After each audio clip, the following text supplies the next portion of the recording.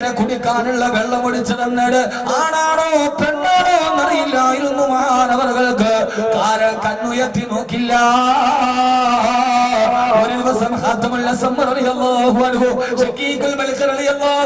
വീട്ടിൽ ചെല്ലുമ്പോ മാനവരുടെ വസ്ത്രം മാറിക്കൊണ്ടിരിക്കുകയാണ്. വാതിലിന്റെ മുട്ട് കേട്ടിട്ട് മക്കളോട് പറഞ്ഞു, പെമ്മക്കളെ ആരാണ് വാതിലെന്ന് നോക്ക്. പെമ്മക്കളെ ഒന്ന് വാതിൽ തുറന്നപ്പോ ഖാത്തമുൽ അസ്സം എന്ന ചെറുപ്പക്കാരൻ കണ്ണിങ്ങനെ താഴേക്ക് നോക്കിയിട്ട് തറയിലോട്ട് നോക്കി നിൽക്കുകയാ. ആ പെമ്മക്കള് 30 വർഷം ഞങ്ങളുടെ വീട്ടിൽ വന്ന ചെറുപ്പക്കാരനെ കുറിച്ച് വാപ്പാനോട് പറഞ്ഞു. വാപ്പ ചോദിച്ചു, മോളെ ആരാണ്? ഈ പറഞ്ഞ മറുപടി ലോക ചരിത്രത്തിൽ ഒരു ചെറുപ്പക്കാരനെ കുറിച്ച് പറയാൻ കഴിയില്ല. ഇസ്ലാമിന്റെ ഈ ചെറുപ്പക്കാരനെ കുറിച്ചല്ലാതെ ആ പെൺകുട്ടികൾ പറഞ്ഞു, ഉപ്പ വാതിൽ മുട്ടിയടാരെന്നറിയോ? സാഹിബുക്കൽ അങ്ങയുടെ അന്ധനായ കൂട്ടുകാരനാണ് ഉപ്പ. അന്ധനോ മോളെ? നോക്കുമ്പോ ഖാത്തമുൽ അസ്സം റളിയല്ലാഹു അൻഹുവാണ്. ഈ ചെറുപ്പക്കാരൻ അന്ധനല്ല. 30 വർഷക്കാരൻ തങ്ങളുടെ വീട്ടിൽ സ്ഥിരം വന്നിട്ട് തങ്ങളുടെ നേരെ കണ്ണുയർത്ത് നോക്കാത്തത് കൊണ്ട് ആ ചെറുപ്പക്കാരൻ അന്ധനാണെന്ന് ധരിച്ചിരുന്നു ഈ പെൺമക്കൾ. മഹാനായ ഖാത്തമുൽ അസ്സം റളിയല്ലാഹു അൻഹു അത്രയൊക്കെ ഈമാൻ നമുക്ക് എത്തിയിട്ടില്ല. അതുകൊണ്ട് നമ്മൾ കാണുന്നതൊക്കെ തെറ്റാണ്. ആ തെറ്റിന്റെ കാരണത്താൽ പരമാവധി ഇസ്തിഗ്ഫാർ ചൊല്ലണേ. അസ്തഗ്ഫിറുല്ലാഹൽ അലീം. എല്ലാ ദിവസവും അസ്ർ കഴിഞ്ഞ് 100 ഇസ്തിഗ്ഫാർ, 100 സുബ്ഹാനല്ലാഹി വൽഹംദുലില്ലാഹി വലാ ഇലാഹ ഇല്ലല്ലാഹു അല്ലാഹു അക്ബർ, 100 സ്വലാത്തും പതിവാക്കണേ. അല്ലാഹു തൗഫീഖ് നൽകുമാറാകട്ടെ. ആമീൻ പറയ്. നമ്മൾ കണ്ണുകൊണ്ട് കാണണതൊക്കെ പാവമാണ്. അതുകൊണ്ട് ഇസ്തിഗ്ഫാർ വർദ്ധിപ്പിക്കണം. ചില ചെയ്തൂടെ? അപ്പൊ 1 നിസ്കാരം വർദ്ധിപ്പിക്കണം. 2 ഞാൻ ഒരു നാട്ടുവർത്താനവും പറയാത്തത് വിഷയത്തിന്റെ വൈകുല്യം കൊണ്ടാണ്. പറയാതെ പോകരുത്, പറഞ്ഞിട്ടേ പോകാവൂ. ഇപ്പൊ എന്റെ വാതൊക്കെ അങ്ങനെ ഒരു വർത്താനവും ഇല്ല, വാത് പറയാം. അതുകൊണ്ടാണ് 200 സദസ്സ് കേട്ടിട്ട് മതിയാവാതെ വീണ്ടും വന്നത്. അള്ളാഹുവിനെ നിലനിർത്തി തരട്ടെ. അള്ളാഹു നിലനിർത്തി തരട്ടെ. 2 ദിക്ർ വർദ്ധിപ്പിക്കണം. പരമാവധി ദിക്റുകൾ, ദിക്ർ മജ്ലിസുകൾ, ദിക്ർ സലാത്തിന്റെ മജ്ലിസുകൾ അവിടെയൊക്കെ പോയിരുന്ന് ചെല്ലണം. ഹദ്ദാദ് കൃത്യമായി ചെല്ലണം. അള്ളാഹു തൗഫീഖ് നൽകട്ടെ. മൂന്നാമത്തെ എന്താ? ഓർമ്മയുണ്ട്. 3 ഇസ്തിഗ്ഫാർ ചൊല്ലുക. ഇനി മുതൽ റജബായി വർദ്ധിപ്പിക്കണം, ഇസ്തിഗ്ഫാർ വർദ്ധിപ്പിക്കണം. 4 എന്താ നാലാമത്തേത് അസ്സദഖ. പരമാവധി സദഖ നിങ്ങൾ വർദ്ധിപ്പിക്കണേ. ഇനി റജബായി, ശഅബാനായി, റമളാനായി, ഇനി സദഖയുടെ മാസമാണ്. പരമാവധി നിങ്ങൾ സദഖ വർദ്ധിപ്പിക്കണേ. കാരണം എന്തെന്നറിയോ? സദഖ നിങ്ങൾ വർദ്ധിപ്പിക്കണം. ആദരവായ ബഹുമാനപ്പെട്ട അബ്ദുല്ലാഹി ഇബ്നു ജുബൈർ റളിയല്ലാഹു അൻഹു ഈ ഹദീസ് പറഞ്ഞ് ഇൻഷാ അല്ലാഹ് നമുക്ക് ദുആ ചെയ്യാം. അല്ലാഹു തൗഫീഖ് നൽകട്ടെ. മണിപ്പാനം ഇനി ആകാവോ?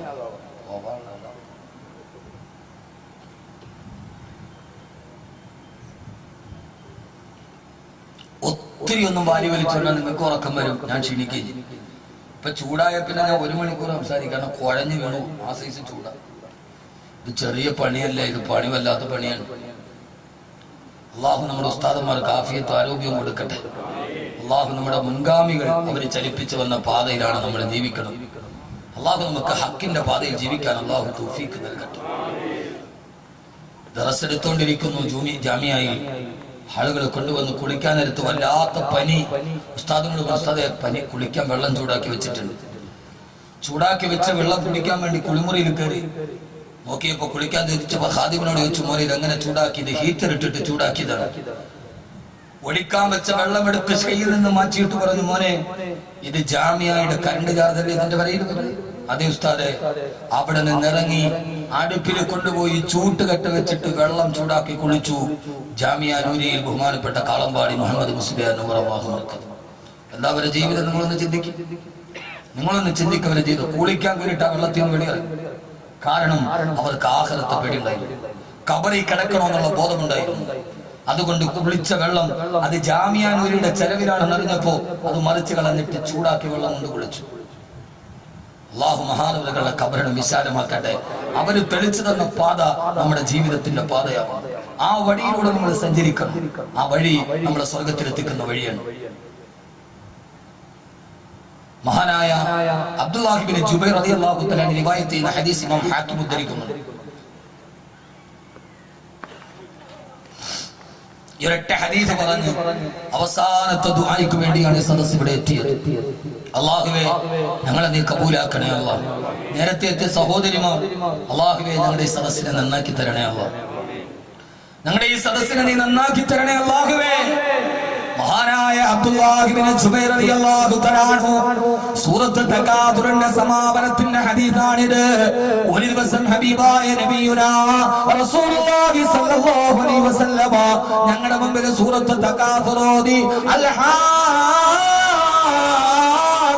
തകാതുർ അൽഹാകുമുത് തകാതുർ ഹത്താ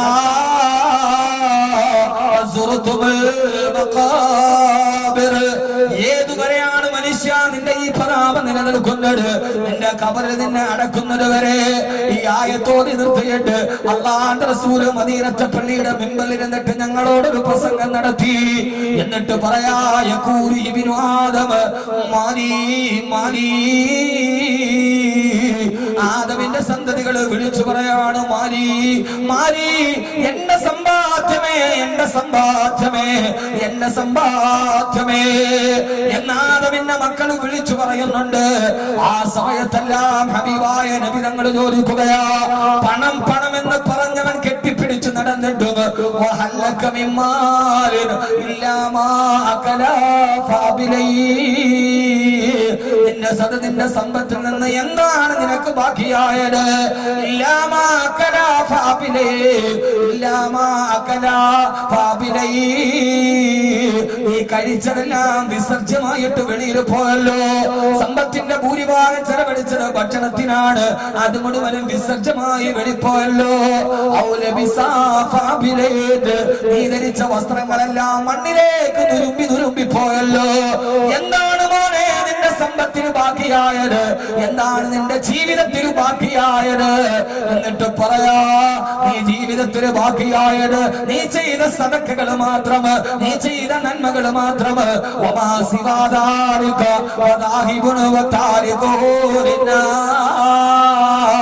അതൊഴിച്ചതെല്ലാം നിന്റെ ജനങ്ങൾ കൊണ്ടുപോയതാണ്. നീ ചെയ്ത നന്മകളാണ് നിന്റെ 6 അടി മണ്ണിലേക്ക് ബാക്കിയുള്ളത്. ഞാൻ ഈ സദസ്സിൽ വന്നിരുന്നപ്പോ ഒരു സഹോദരൻ എന്നോട് പറഞ്ഞു, ഉസ്താദേ ഒരു സദഖയുണ്ട് അറബി കോളേജിന് വേണ്ടി, ഹിഫ്ള് കോളേജിന് വേണ്ടി. ആ സഹോദരൻ നിറഞ്ഞ മനസ്സോടെ കയ്യിലേൽപ്പിക്കുമ്പോ ഹൃദയമല്ലാതെ തണുത്തു പോയി. സഹോദരങ്ങളെ, അള്ളാഹു നമുക്ക് നിലനിർത്തി അനുഗ്രഹിക്കുമാറാകട്ടെ. അള്ളാഹു നിലനിർത്തി അനുഗ്രഹിക്കുമാറാകട്ടെ. എന്റെ ജീവിതത്തിൽ ഒരു സമ്മാനം പോലെ എപ്പോഴാണ് മരണം വരുന്നതെന്നറിയില്ലല്ലോ, ഏത് സമയത്താണ് മരണം വരുന്നതെന്നറിയില്ലല്ലോ. കേരളത്തെ നടിക്കൊരു മരണമുണ്ട്. ഇബ്രാഹിം മൗലവി എന്ന ആലിമായ ഒരു സഹോദരൻ, അദ്ദേഹത്തിന്റെ ഉമ്മ വയനാട്ടിലാണ്. അവിടെ ഉമ്മയെ കാണാൻ പോയി. മൂവാറ്റുപുഴയിൽ നിന്ന് 16 വയസ്സുള്ള മോള് ഉമ്മയുടെ ഖിദ്മത്തിന് വയനാടിലാ. തിരിച്ചിറങ്ങുമ്പോ വാപ്പാനോട് പറഞ്ഞു, വാപ്പാ എനിക്കും കൂടെ വരണം, എനിക്ക് ഉമ്മാന്റെ കൂടെ വരണം, എനിക്ക് എന്റെ വീട്ടിൽ വരണം. മോളെ ഉമ്മുമാക്ക് ഖിദ്മത്തിന് ആരുമില്ല, പൊന്നുമോൾ ഇവിടെ നിൽക്ക ഇല്ല. ഉപ്പാ കരയാൻ തുടങ്ങി. 16 വയസ്സുള്ള മോള്. മക്കളെ കരഞ്ഞാ പിന്നെ നമ്മുടെ കൽവിളകുമല്ലോ. അവരുടെ കണ്ണീര് കണ്ടാൽ കൽബ് വല്ലാതെ പൊട്ടിക്കരയുമല്ലോ. നിർബന്ധത്തിന് വഴങ്ങി ഉപ്പാന്റെ ഉമ്മാന്റെ കൂടെ കൂടി. അങ്ങനെയാണ് മരണമെന്ന് 3 അക്ഷരം തീരുമാനിച്ചാൽ പിന്നെ കാമുകനെ പോലെ മാടി വിളിക്കും. ഉപ്പാന്റെ ഉമ്മാന്റെ കൂടെ ബസ്സിൽ കയറി മൂവാറ്റുപുഴ ബസ് സ്റ്റാൻഡിൽ വന്നിറങ്ങുമ്പോ 4 മണി സുബഹിന്റെ സമയമായി. അവിടെ വെച്ചിട്ട് പോയ ബൈക്കിൽ കയറി ഉപ്പയും ഉമ്മയും 16 വയസ്സുള്ള മോളും ഇബ്രാഹിം മൗലവി ബൈക്ക് ഓടിക്കുന്നു. വയനാട് നിന്ന് കൊടുത്തുവിട്ട കുറെ പാക്കറ്റുകൾ ഹാൻഡിൽ തൂക്കിയിട്ടിട്ടുണ്ട്. കോതമംഗലത്തേക്കുള്ള റോഡിലേക്ക് കയറുമ്പോ സുബഹിന്റെ സമയമായി. അദ്ദേഹത്തിന്റെ പുറകെ ഒരു ടാങ്കർ ലോറി വരുന്നുണ്ട്. വീട്ടിലേക്ക് ജോലി ചെയ്യുന്ന പള്ളിയിലേക്ക് ബൈക്ക് തിരിക്കാൻ. ബൈക്ക് തിരിച്ചപ്പോ ഹാൻഡിൽ തൂക്കിയിട്ട ലഗേജുകൾ വീലിന്റെ ഇടയിൽ കുടുങ്ങി. അവര് നേരെ മറിഞ്ഞിട്ടാറിട്ട റോഡിലേക്ക് വലതുവശത്തേക്ക് വീണു. ഭാര്യയും മോളും വലതുവശത്തേക്ക് വീണു. പുറകിലൂടെ വന്ന ടാങ്കർ ലോറി റോഡിലേക്ക് തെറിച്ചു വീണ ശരീരത്തിലൂടെ കയറി ഇറങ്ങി. ശബ്ദം കേട്ട് ഡ്രൈവർ വണ്ടി നിർത്തി. ചാടി ഇറങ്ങുമ്പോൾ മുമ്പിലെ ടയറിന്റെ മുറകിൽ ആ പ്രിയപ്പെട്ട ഭാര്യയുടെ അരയിലോട്ട് കയറി നിൽക്കുന്ന വീല്, താഴത്തെ ബായ്ക്ക് ഭാഗത്തെ വീലിന്റെ അടിയിൽ പൊന്നുമോളുടെ ശരീരം ചതഞ്ഞിറഞ്ഞ് കിടക്കുക. ഇബ്രാഹിം മൗലവി ഇടത്തോട്ട് തെറിച്ചു വീണു. ആ തെറിച്ചു വീണ മനുഷ്യൻ ചാടിയിട നിൽക്കുമ്പോ അദ്ദേഹത്തിന്റെ വലത്തെ കൈ തോളോട് ചേർന്ന് വണ്ടിയുടെ ശരീരത്തിൽ വണ്ടിയോടെ വീലിന്റെ അടിയിൽ കിടന്ന് ചതഞ്ഞരഞ്ഞു പോയി. ചാടി എഴുന്നേക്കുമ്പം ഒരു നിമിഷം കൊണ്ട് ആ മനുഷ്യന് വലത്തെ കൈ പൂർണ്ണമായിട്ടില്ല. ഒരു കൈ നഷ്ടപ്പെട്ട മനുഷ്യൻ ചോര ഒലിപ്പിച്ചുകൊണ്ട് ആ സമയത്ത് ചാടി എഴുന്നേക്കുമ്പോ വാഹനത്തിന്റെ അടിയിൽ കിടന്ന് മോള് വിളിക്കുന്നുണ്ട് ഉപ്പാ. ആ മനുഷ്യനോട് കൂടിയ നാട്ടുകാരുടെ മുമ്പിൽ ഒന്നും ചെയ്യാൻ കഴിയുന്നില്ല. ടാങ്കർ ലോറിയുടെ അടിയിലാണ് മയ്യത്ത് കിടക്കുന്നത്. ആ മനുഷ്യൻ ഒരു കൈ നഷ്ടപ്പെട്ട മനുഷ്യൻ ഭ്രാന്തനെ പോലെ ഓടി, എന്റെ പൊന്നുമോളൊന്ന് രക്ഷിച്ചു തരുമോ, എന്റെ പൊന്നുമോള് ആ ടയറിന്റെ അടിയിൽ നിന്ന് എടുക്കാൻ കഴിയോ? ഏത് കോടീശ്വരനും നിസ്സഹായനാകുന്ന സമയം അവസാനം എയർഫോഴ്സ് വന്ന് ടാങ്കർ ലോറി വലിച്ചു മാറ്റിയിട്ടാണ് മയ്യത്ത് വെളിയിലോട്ട് എടുക്കുക. അപ്പോഴേക്കും ഭാര്യ വിട പറഞ്ഞു. മോളുടെ ശരീരത്തിൽ അനക്കമുണ്ട്.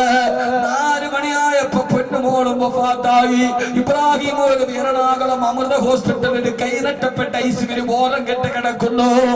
എന്റെ പ്രിയപ്പെട്ട സഹോദര, ഒരൊറ്റ നിമിഷം കണ്ടാണ് ആ പാവപ്പെട്ടവന്റെ ജീവിതം നഷ്ടപ്പെട്ടത്. വലത് കൈയും നഷ്ടപ്പെട്ടു, ഭാര്യയും പൊന്നുമോളും നഷ്ടപ്പെട്ടു. അദ്ദേഹത്തെ കാണാൻ പോയപ്പോ അമൃത ഹോസ്പിറ്റലിലെ ഐസിയിൽ 7ാമത്തെ ദിവസമാണ് ബോധം വീഴുന്നത്. ബോധം വീണപ്പോഴേ ആര്യമായൊരു മനുഷ്യൻ സ്വന്തമായിട്ടൊരു വീട് പോലുമില്ല. 6 വർഷം മുമ്പ് എന്നെ വേദന കണ്ടപ്പോ പറഞ്ഞ വാക്കവി ദുആ ചെയ്യണേ സ്വന്തമായിട്ടൊരു വീടിന്. ഈ അപകടം നടന്നപ്പോ ഞാൻ അന്വേഷിച്ചു, ഒരു വാടക വീട്ടിലാണ് ഇപ്പോഴും താമസിക്കുന്നത്. 6 ദിവസം കഴിഞ്ഞ് ബോധം വീണപ്പോ അടുത്ത് നിന്നവരോട് പറഞ്ഞതെന്നറിയോ, എന്റെ വലത്തെ കൈ ചതഞ്ഞരഞ്ഞു പോയിന്ന് എന്റെ ഭാര്യയോടും മകളോടും പറയല്ലേ. മരിച്ചത് അദ്ദേഹം അറിഞ്ഞിട്ടില്ല. ആളുകൾ പറഞ്ഞ അപ്പുറത്തെ ഐസിയുടെ ഭാര്യയും മക്കളുമുണ്ട്. സ്വാദം വന്നിടനെ എന്റെ വലത്തെ കൈ പോയെന്ന് എന്റെ ഭാര്യയോടും മകളോടും പറയരുത്. അവർക്കത് സഹിക്കാൻ പറ്റൂല. തന്റെ ഭാര്യ മകളും ആരുടെ മണ്ണിലേക്ക് പോയിട്ട് 6 ദിവസമാണെന്ന് ആ പാവപ്പെട്ടവൻ അറിഞ്ഞില്ല. സഹോദരങ്ങളെ, ഒരു നിമിഷം മതി മനുഷ്യന്റെ ജീവിതം മാറി മറിയാൻ. ഇന്നലെ കോട്ടക്കലെ അപകടത്തിൽ ചൊക്ലിയിലെ ഒരു പാവപ്പെട്ട ഉമ്മയ്ക്കും വാപ്പയ്ക്കും നഷ്ടപ്പെട്ടത് സലാം പറഞ്ഞു പോയ 3 മക്കളാണ്. അല്ലാഹുവേ, അല്ലാഹുവേ, നിന്നോടല്ലാതെ ഞങ്ങൾ ആരോട് ചോദിക്കാം? നീയാണ് വിധിക്കുന്നവൻ, നീയാണ് തിരക്കഥ മെനയുന്നവൻ. നിന്റെ അടുക്കലാണ് ഓരോ ചലനവും. ഇവിടെ നിന്നൊരു കാല് വെക്കുന്നത് മരണത്തിലേക്കാണോ ജനനത്തിലാണോ എന്നറിയുന്നത്. അർ-റഹ്മാനു അലൽ അർശി ഇസ്തവാ, അർശിന്റെ അധിപതിയേ നീയാണ് അല്ലാഹുവേ. ഞങ്ങളുടെ അടുത്ത നിമിഷം ഏതാണ് ഞങ്ങൾക്കറിയില്ല അല്ലാഹ്. ഞങ്ങളുടെ ജീവിതം നീ ഖൈറിലാക്കണേ അല്ലാഹ്. അതുകൊണ്ട് ജീവിതത്തിൽ ഇനി നന്മകളുടെ പക്ഷത്ത് നിലനിൽക്കണം, നന്മയുടെ പാതയിലൂടെ നടക്കണം. ജീവിതത്തിലും മരിച്ചാലും ദുആ ചെയ്യാൻ കുറച്ച് നന്മകൾ ജീവിതത്തിൽ നമ്മൾ ബാക്കിയെടുക്കണം. അല്ലാഹു തൗഫീഖ് നൽകട്ടെ. ആരൊക്കെ എന്തൊക്കെ പറഞ്ഞോട്ടെ, നമ്മുടെ ജീവിതം പടച്ചറപ്പിന്റെ മുമ്പിൽ കണക്ക് പറയാൻ ഒരു ഹറാമും ബാക്കിയില്ലാത്ത ജീവിതമാകണം. അതിനാണ് ജീവിക്കുന്നത്. ആരും പറയട്ടെ, ബാക്കവിയെ കുറിച്ച് പറയട്ടെ, ഫൈസിയെ കുറിച്ച് പറയട്ടെ, ഹാജിയാരെ കുറിച്ച് പറയട്ടെ, ഇതിന്റെ പ്രവർത്തകരെ കുറിച്ച് പറയട്ടെ, വിഷയമല്ല. ഞങ്ങൾക്ക് വേണ്ടത് റബ്ബിന്റെ തൃപ്തിയാണ്. എനിക്ക് 3 മക്കളാണ്. എന്റെ മക്കള് ഞാൻ മരിച്ചിട്ട് കരയാൻ മറന്നു പോയാലും എന്റെ മയ്യത്തിന്റെ മുമ്പിൽ കരയാനും ദുആ ചെയ്യാനും 100 കണക്കിന് മക്കളെ നിർത്തിയിട്ടാണ് ഞാൻ മരിച്ചു പോകുന്നത്. ഡിസംബർ 30-ന് ശംഖുമുഖത്ത് പ്രസംഗം കഴിഞ്ഞ് നേരെ പോയി പട്ടാമ്പിയിൽ പുതുവത്സര പ്രഭാഷണത്തിന്. ഡിസംബറിന്റെ തണുപ്പ്. അവിടുന്ന് തിരുവനന്തപുരത്ത് നിന്ന് സീറ്റിൽ കയറി ഉറങ്ങിയതാണ്. എഴുന്നേൽക്കുന്നത് ഒറ്റപ്പാലത്തിന്റെ ഹിഫ്ദ് കോളേജിന്റെ മുറ്റത്താണ്. അബു വന്നിട്ട് തട്ടി എഴുന്നേൽപ്പിച്ചു, ഉസ്താദേ എഴുന്നേൽക്ക്, എഴുന്നേറ്റ് ഡോറ് തുറന്നിറങ്ങുമ്പോ ഡിസംബറിന്റെ മരം കോച്ചുന്ന തണുപ്പ്, തലയിൽ കെട്ടിയ ഷാൾ ഇങ്ങനെ കൂട്ടി കൈ ഇങ്ങനെ വിറക്കുന്നുണ്ട്, തണുപ്പെടുത്തിട്ട് പാലക്കാട് തണുപ്പ്.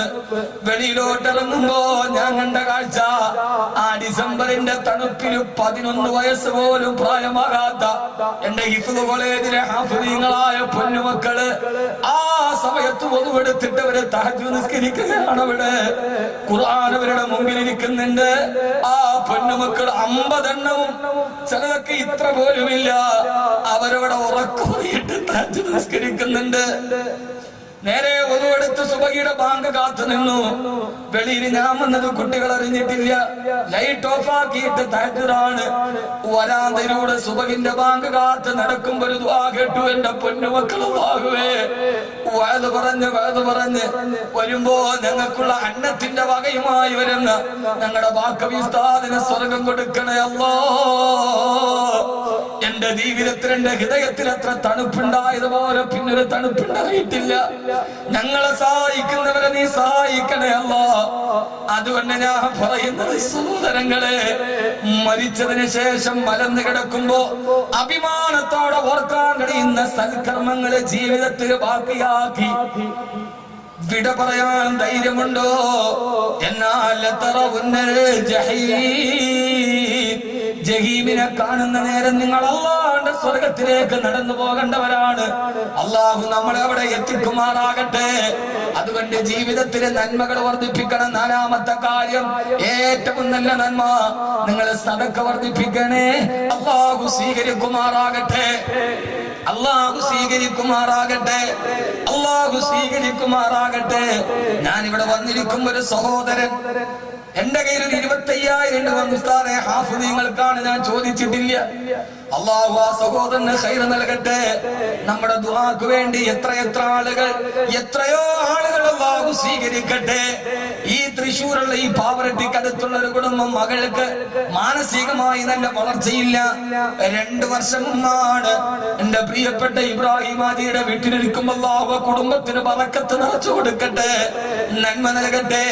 സ്നേഹിക്കാൻ മാത്രം അറിയുന്ന മേൽക്കൂരയുടെ കീഴിൽ ഇങ്ങനെ ഇരിക്കുമ്പോ ആ മകളുമായിട്ട് എന്റെ അടുക്കൽ വരുന്നത്, ഞാൻ പറഞ്ഞ എല്ലാ സദസ്സിലും പങ്കെടുത്ത ദുആയിലാക്ക് 2 വർഷം കഴിയും ഇൻഷാ അല്ലാഹ് റബ്ബ് മാറ്റം തരും. ഇന്ന് അസറകണ്ട് ഞാൻ വീട്ടിൽ പോയി, അന്ന് നന്നായിട്ട് സംസാരിക്കാത്ത പൊന്നുമോള് സ്ഫുടമായിട്ട് സംസാരിക്കുന്നു. കണ്ണീരോടെ 2 വർഷം മുമ്പ് ഇബ്രാഹിം ഹാജിയുടെ വീട്ടിൽ വന്ന് എന്നെ പരിചയപ്പെട്ട ആ വാപ്പയും ഉമ്മയും പറഞ്ഞു, ഉസ്താദേ സമാധാനമായി 2 വർഷമാകുന്നു നിങ്ങളെ പരിചയപ്പെട്ടിട്ട്. എന്റെ പൊന്നുമോളുള്ള കാര്യം സ്വന്തമായി ചെയ്യാൻ തുടങ്ങി, നന്നായിട്ട് സംസാരിക്കാൻ തുടങ്ങി. അല്ലാഹു ആ പൊന്നുമോൾക്ക് എല്ലാവിധ ഖൈറും ഇനിയും അല്ലാഹു നൽകട്ടെ. അല്ലാഹു ഇനിയും നല്ല മോളാക്കി കൊടുക്കട്ടെ. ആ കുടുംബത്തിന്റെ പ്രയാസങ്ങൾ മുഴുവനും റബ്ബ് മാറ്റി കൊടുക്കട്ടെ. ഞാൻ ഈ പറയുന്നത് എന്റെ ദുആ സദസ്സ് വലുതാണെന്ന് പറയാനല്ല, പക്ഷേ ഇഖ്ലാസോടെ നന്മയോടെ ഈ സദസ്സിൽ വന്നവരൊക്കെ ഇന്ന് അൽഹംദുലില്ലാഹ് സന്തോഷവാന്മാരാണ്. അല്ലാഹു സ്വീകരിക്കുമാറാകട്ടെ. എല്ലാ സദസ്സിലും ചോദിക്കുന്നത് പോലെ ഇൻഷാ അല്ലാഹ് ഒരു 33,333 രൂപ ഏത് കാര്യമാണോ നീയത്ത് ചെയ്തിട്ട് പറയുന്നത്, അല്ലാഹു കബൂലാക്കട്ടെ, അല്ലാഹു സ്വീകരിക്കുമാറാകട്ടെ. ഇനി ആരും എഴുന്നേക്കത് ഈ സദസ്സിനോട് 10 മിനിറ്റുള്ളിൽ ഈ സദസ്സ് പിരിയും. അല്ലാഹുവേ സ്വീകരിക്കണേ അല്ലാഹ്. ഇന്ന് സമയം പോയത് അറിഞ്ഞിട്ടില്ല. ഇന്ന് എങ്ങനെ ഈ 2.5 മണിക്കൂർ കഴിഞ്ഞു എന്ന് പിടുത്തമില്ല. നമ്മൾ ലയിച്ച് 2 സദസ്സും അങ്ങനെ തന്നെ ഇരുന്നു. റബ്ബേ, ഈ റജബിന്റെ രാത്രിയെ നീ നിങ്ങൾക്ക് ദുആയ്ക്ക് ഇജാബത്തുള്ള രാത്രിയാക്കണേ അല്ലാഹ്. ഏത് പ്രയാസങ്ങളാണോ മാറ്റണേ അല്ലാഹ്. ഒരു 33,333 രൂപ ഈ സദസ്സിന് വേണ്ടി, ഈ ഇൽമിന്റെ സദസ്സിന് വേണ്ടി ഇതിന്റെ ചെലവ് കഴിഞ്ഞ് ബാക്കി കിട്ടുന്നത് കൊണ്ട് ഒരു പാവപ്പെട്ട മനുഷ്യനൊരു കൊച്ചു വീട് കൊടുക്കണം. അല്ലാഹുവേ നീ കബൂലാക്കണേ അല്ലാഹ്. والسابقون السابقون أولئك المقربون. ആദ്യം കടന്നു വന്നവർ, അവരാണ് റബ്ബിലേക്ക് അടുത്തവർ. ഗസാലി സാഹിബ് പറഞ്ഞതുപോലെ, എന്റെ കൽവിൽ കൂട്ടുപിടിച്ച എന്റെ കൂട്ടുകാരൻ പറഞ്ഞതുപോലെ, ഏത് ഖൈർ വന്നാലും ഉണ്ടോ ഇല്ലയോ എന്നൊന്നും നോക്കാറില്ല, കൈ അയച്ചു കൊടുത്തിട്ട് എന്നെ അത്ഭുതപ്പെടുത്തിയ എന്റെ പ്രിയപ്പെട്ട പിതൃവാത്സല്യം നുകർന്നു തന്ന പ്രിയപ്പെട്ട ഇബ്രാഹിം ഹാജി 33,333 രൂപ. അല്ലാഹുവേ, നീ അവരുടെ കച്ചവടത്തിന് ബറക്കത്ത് നൽകണേ അല്ലാ, ഐശ്വര്യം പ്രദാനം ചെയ്യണേ അല്ലാ, എല്ലാവിധ നിഅമത്തുകളും നീ ആവോളം നൽകി ശർറുകളെല്ലാം തട്ടിമാറ്റണേ അല്ലാ. ഈ വിനീതന്റെ അതിന് മാത്രം ഒരു മകന്റെ വാത്സല്യത്തോട് അല്ല, ഒരു ചേട്ടന്റെ വാത്സല്യത്തോട് ഇവിടെ എത്തിയതാണെന്ന്, തങ്ങിയതാണെന്ന് തിരിച്ചു പോവുകയാണ് ഒരു പാവപ്പെട്ടവന്റെ വാത് കേൾക്കാൻ. റബ്ബേ, അദ്ദേഹത്തിന് പ്രിയപ്പെട്ട ഭാര്യക്കും നീ ആഫിയത്തും ആരോഗ്യവും അവസാനം വരെ നിലനിർത്തി കൽബിന് സമാധാനവും സന്തോഷവും ഐശ്വര്യവും നൽകണേ അല്ലാ. മക്കളെ നീ കബൂലാക്കണേ അല്ലാ. വലിയ ആഗ്രഹത്തോടെ ആലിമീങ്ങളോടുള്ള സ്നേഹം കൊണ്ട് കുഞ്ഞുമക്കളെ ഹാഫിദീങ്ങളാക്കാനുള്ള പരിശ്രമത്തിലാണ്. ആ പൊന്നുമക്കളെ നീ ഹാഫിദീങ്ങളാക്കണേ അല്ലാ.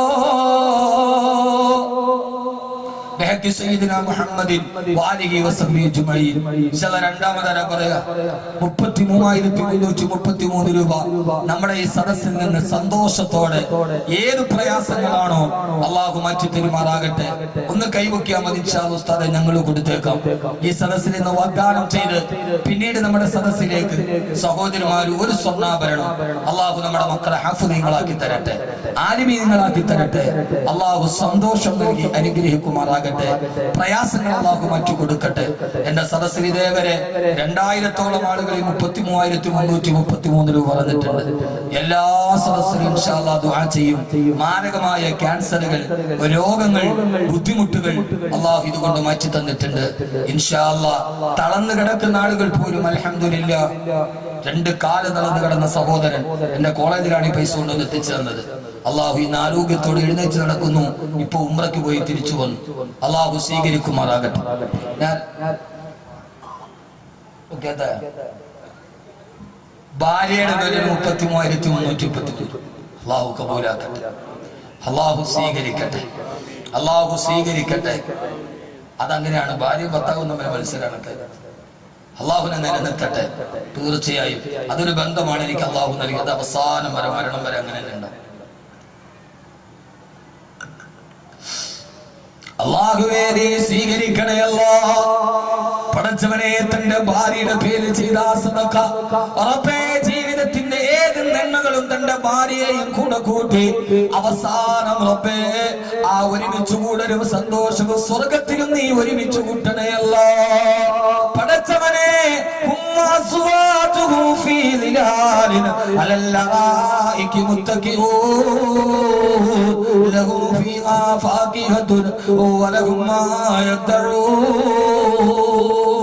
പടച്ചവനെ, സ്വർഗത്തിൽ അനുഭവിക്കാൻ കഴിയുന്ന സ്വർഗീയ അനുഭവങ്ങൾ അനുഭവിച്ചുകൊണ്ട് മരണമില്ലാത്ത സ്വർഗത്തിൽ ഒരുമിച്ച് കൂടുന്ന ഭാര്യ ഭർത്താക്കന്മാരാക്കണേ അല്ലാ. ആ ഉപ്പയും ഉമ്മയും സ്നേഹവാത്സല്യത്തോടെ കൊണ്ട് നടക്കുന്ന ആ കുടുംബത്തെ റബ്ബേ സന്തോഷ സമാധാനത്തോടെ ഐശ്വര്യത്തോടെ നീ നിലനിർത്തണേ അല്ലാ. അവസാനം വരെ കീറി മുറിക്കപ്പെടുന്ന ലോകത്തിൽ നിന്ന് നീ കാവല് നൽകണേ അല്ലാ. പ്രയാസങ്ങൾ മാറ്റി കൊടുക്കണേ അല്ലാ.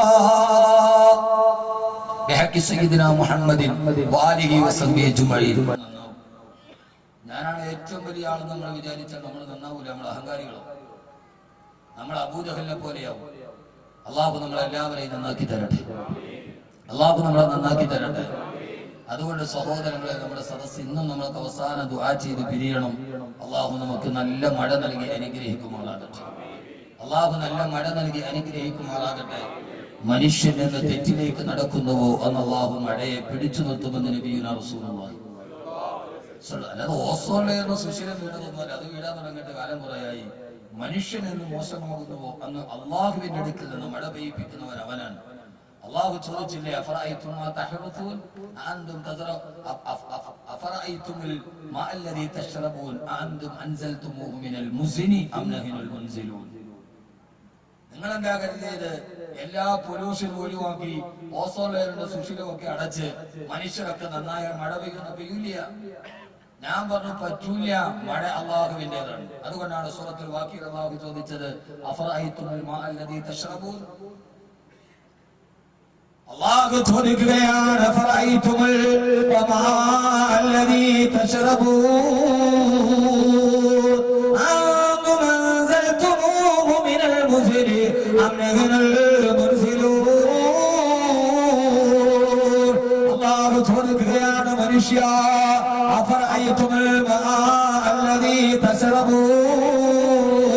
നീ കുടിക്കുന്ന വെള്ളം എവിടെ നിന്നാണ് വരുന്നതെന്ന് നീ വിചാരിച്ചിട്ടുണ്ടോ?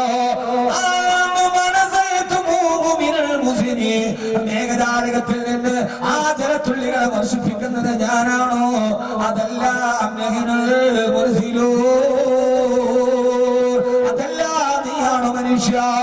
ആകാശത്തും മഴ വർഷിക്കാതിരിക്കുന്നത്, ബിസിനസ്സുകളിലെ തടസ്സങ്ങൾ വരുന്നത്, എല്ലാ സമ്പത്തുകളുടെ കടലാസുകളെ പിടിച്ചു വെക്കുന്നത്, അതിലൊരു തെറ്റ് ചെയ്യാത്ത സാരികൾ പോലും പെട്ടുപോകും. മനുഷ്യ മനുഷ്യ, അത് നിന്റെ പ്രവർത്തനങ്ങളുടെ വൈകല്യം കാരണത്താലാണ്. ഈ തമ്മാടിത്തരം അവസാനിപ്പിക്കണേ. ഞാൻ ഈ സൂറത്ത് തകാഫിറിന്റെ ഏറ്റവും പ്രധാനപ്പെട്ട ഒരു സൂക്തം മാത്രം അതിന്റെ ആശയം പറഞ്ഞ് അവസാനിപ്പിക്കുകയാ. ഓരോ സഹോദരങ്ങളോട് സഹോദരിമാരോട് ഖബറിലേക്ക് പോകേണ്ടതാണെന്നുള്ള ബോധത്തോട് നാളെ കത്തിക്കാളുന്ന ജഹീമെന്ന നരകം, ആ നരകമേതെന്ന് അവസാനം ഇൻഷാ അല്ലാഹ് വിശദീകരിച്ച് നമുക്ക് പഠിക്കാം. നരകത്തിന് പോകും. വയമ്മിനുക്കും ഇല്ല വാരിദുഹാ കാന അലാ റബ്ബിക ഖത്മന മഖദിയാ. ആ നരകത്തിന്റെ മുമ്പിൽ ഓരോരുത്തരെയും കൊണ്ടുപോയി വെക്കുമ്പോ ഞാനത് അനുഭവിക്കേണ്ടവനാണ് റബ്ബേ.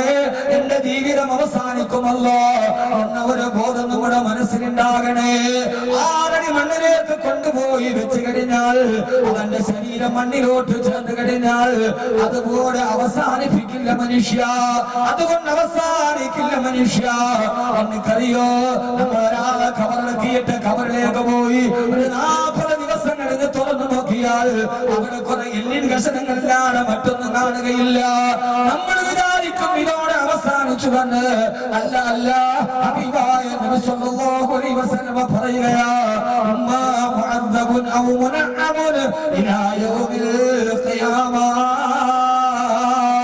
അമ്മാ മുഅദ്ദബുൻ ഔ മുനഅമുൻ ഇലാ യൗമിൽ ഖിയാമ. ആ ഖബറിൽ കിടക്കുന്ന കാലത്തോളം ഖിയാമത്ത് നാൾ വരെ ഒന്നുകിൽ അവൻ ആ ഖബറിൽ ശിക്ഷ അനുഭവിക്കുകയാണ്, അല്ലെങ്കിൽ അവൻ ഖബറിൽ സന്തോഷത്തോടെ ജീവിക്കുകയാണ്. ഒന്നുകിൽ അവൻ ശിക്ഷ അനുഭവിക്കുന്നുണ്ട്, അല്ലെങ്കിൽ അവൻ ജീവിതത്തിൽ ചെയ്ത നന്മകളുടെ സന്തോഷം അവൻ ഖബറിൽ അനുഭവിക്കുന്നുണ്ടെന്ന് ഹബീബായ നബിയുനാ റസൂലുള്ളാഹ് സല്ലല്ലാഹു അലൈഹി വസല്ലമ. അല്ലാഹു നമുക്ക് ആ ബോധം നൽകുമാറാകട്ടെ. നമ്മുടെ ജീവിതത്തിൽ പശ്ചാത്തപിക്കാൻ, അല്ലാഹുവിലേക്ക് മടങ്ങാനുള്ള അവസരമാണിത്. അല്ലാഹുവേ അല്ലാഹുവേ, മരിക്കുന്നവനാണുള്ള ബോധം ഞങ്ങൾക്ക് നൽകണേ അല്ലാഹു തൗഫീഖ് നൽകട്ടെ. എന്നിട്ട് നാളെ 6 അടി മണ്ണിൽ കിടക്കേണ്ടവനാണ്, അത് കഴിഞ്ഞ് ഞാൻ ജഹീം എന്ന നരകത്തിൽ പോകേണ്ടവനാണ് എന്ന ബോധത്തോട് നമ്മുടെ ജീവിതത്തെ നമ്മൾ ചിട്ടപ്പെടുത്തണം. അതാണ് ഈ 2 ദിവസത്തെ സദസ്സിന്റെ ഏറ്റവും വലിയ റിസൾട്ട്. ഇതോടുകൂടെ നമ്മുടെ ജീവിതത്തെ ഒന്ന് ചിട്ടപ്പെടുത്തണം. നമ്മൾ ചില സ്വഭാവങ്ങളോട് വിട പറയണം. ചില സ്വഭാവ വൈകൃതങ്ങൾ നമ്മൾ അവസാനിപ്പിക്കണം. 4 കാര്യങ്ങൾ ഉപേക്ഷിക്കണം. 4 കാര്യങ്ങൾ ജീവിതത്തിൽ അധികരിപ്പിക്കണം. ഇൻഷാ അല്ലാഹ് നമ്മുടെ വിഷയം അതാണ്. 4 കാര്യങ്ങൾ സൂറത്ത് തക്കാത്ത് നമ്മളോട് പറയാൻ 4 കാര്യങ്ങൾ ജീവിതത്തിൽ നിന്ന് ഒഴിവാക്കണം. അല്ലാഹു തൗഫീഖ് നൽകട്ടെ. ആമീൻ പറ മനുഷ്യന്മാരെ. അല്ലാഹു തൗഫീഖ് നൽകട്ടെ. അല്ലാഹു തൗഫീഖ് നൽകട്ടെ. 4 കാര്യങ്ങൾ ഒഴിവാക്കണം. തയ്യാറല്ലേ? ആണോ? 4 കാര്യങ്ങൾ വർദ്ധിപ്പിക്കണം ഇന്നു മുതൽ.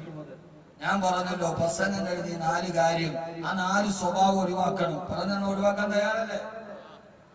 വീഡിയോ വലിക്കണ കാര്യങ്ങളോ നിങ്ങൾ അറുപത്തെട്ട് പേടിക്കണ്ട. വീഡിയോ വലിക്കണ്ടെന്ന് പറഞ്ഞു. വീഡിയോ വലിച്ചാൽ അപകടമാണ്.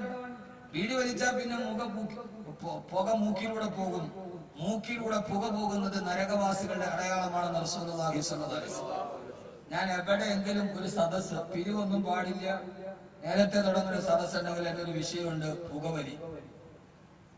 ഞാൻ അതുമായി ബന്ധപ്പെട്ടൊരു വിഷയം തയ്യാറാക്കിയപ്പോൾ പുകവലിയുമായി ബന്ധപ്പെട്ട് 82ഓളം ഹദീസുകൾ. 82. വളരെ ഗൗരവത്തോടെ വലിക്കുന്നവരൊക്കെ ഉണ്ടാവും, എന്നോട് വിഷമിക്കരുത്, ആ സ്വഭാവം ഒഴിവാക്കണം. വളരെ ഗൗരവമാണ് പുകവലി. 82ഓളം ഹദീസുകൾ. എവിടെയെങ്കിലും നിങ്ങളൊരു ആരോഗ്യ സെമിനാറോ അല്ലെങ്കിൽ ഏതെങ്കിലും ഒരു പിരിവൊന്നുമില്ലാത്ത വാദങ്ങൾ വെച്ചോടി. പിരിവുണ്ടെങ്കിൽ പിന്നെ പുകവലി പറഞ്ഞ പിരിവ് കിട്ടില്ല. പുകവലി 82 ഹദീസുകൾ. 6 മണിക്കൂറുണ്ട് പ്രസംഗം പുകവലിയെ കുറിച്ച്. ഞാൻ കുറെ പുതിയ വിഷയങ്ങൾ തയ്യാറാക്കുന്നുണ്ട്, സമൂഹത്തിന് പ്രയോജനം ഉണ്ടാവും. പുകവലി, ട്രാഫിക് നിയമങ്ങൾ, ഖുർആനും ഗതാഗതവും. ഒരു 8 മണിക്കൂർ പ്രസംഗമാണ് ഖുർആനും ഗതാഗതവും. ഞാൻ നേരെ കുറച്ച് പറഞ്ഞു തന്നില്ലേ, കുട്ടികൾ പാഞ്ഞു പോകുന്നു, വണ്ടിക്കടിയിലേക്ക് കയറുന്നു, കാത്തു നിൽക്കുന്ന മാതാപിതാക്കൾക്ക് മക്കളെ നഷ്ടപ്പെടുന്നു. അവർക്കറിയില്ല ഇതിന്റെ ബേജാറ്. ട്രാഫിക് നിയമങ്ങളെ കുറിച്ച്, എങ്ങനെ ഓടണം, എങ്ങനെ സഞ്ചരിക്കണം, നമ്മുടെ കുട്ടികളെ പഠിപ്പിച്ചു കൊടുക്കണം. ഇതിന്റെയൊക്കെ മാർഗ്ഗഗ്രന്ഥം ഖുർആനാണ്. അതുകൊണ്ട് നമ്മുടെ ജീവിതത്തിൽ മാറ്റേണ്ട കുറെ ശീലങ്ങളുണ്ട്. ആ ശീലങ്ങൾ അല്ലാഹു മാറ്റാൻ തൗഫീഖ് നൽകി അനുഗ്രഹിക്കട്ടെ. മാറ്റാൻ തൗഫീഖ് നൽകി അനുഗ്രഹിക്കട്ടെ. ശീലങ്ങൾ മാറ്റാൻ വലിയ പാടാണ്. മാറ്റേണ്ട ശീലങ്ങൾ ഞാൻ പറഞ്ഞുതരാം. നമ്മൾ ഒന്നിനെ അഡിക്റ്റായി പോയാൽ ഇന്ന് നമുക്ക് ജീവിതത്തിൽ മാറ്റി വെക്കാൻ പറ്റാത്തൊരു സാധനമാണ് ഈ സാധനം. ഇത് നമ്മൾ അഡിക്റ്റാണ് അല്ലെ? ഇതിപ്പോ ഒഴിവാക്കാൻ പറ്റിയ. പക്ഷെ ഞാനിപ്പോ ദുആ ചെയ്യുന്നുണ്ട്, പടച്ചോൻ എനിക്ക് ഇല്ലായിരുന്നെങ്കിൽ. പിന്നെ ഈ സംഘാടകർ വിളിക്കണോണ്ട്, ഭാര്യ വിളിക്കണോണ്ട് കടങ്ങി വിളിച്ചോണ്ടിരിക്കും. പ്രത്യേകിച്ച് വാദനം മലപ്പുറത്തൊക്കെ പോയ ഒരാഴ്ച കഴിഞ്ഞ പോലെ. അപ്പൊ പിന്നെ ഭാര്യ വിളിച്ചിട്ട് എടുത്തില്ലെങ്കിൽ പിന്നെ അത് മതി.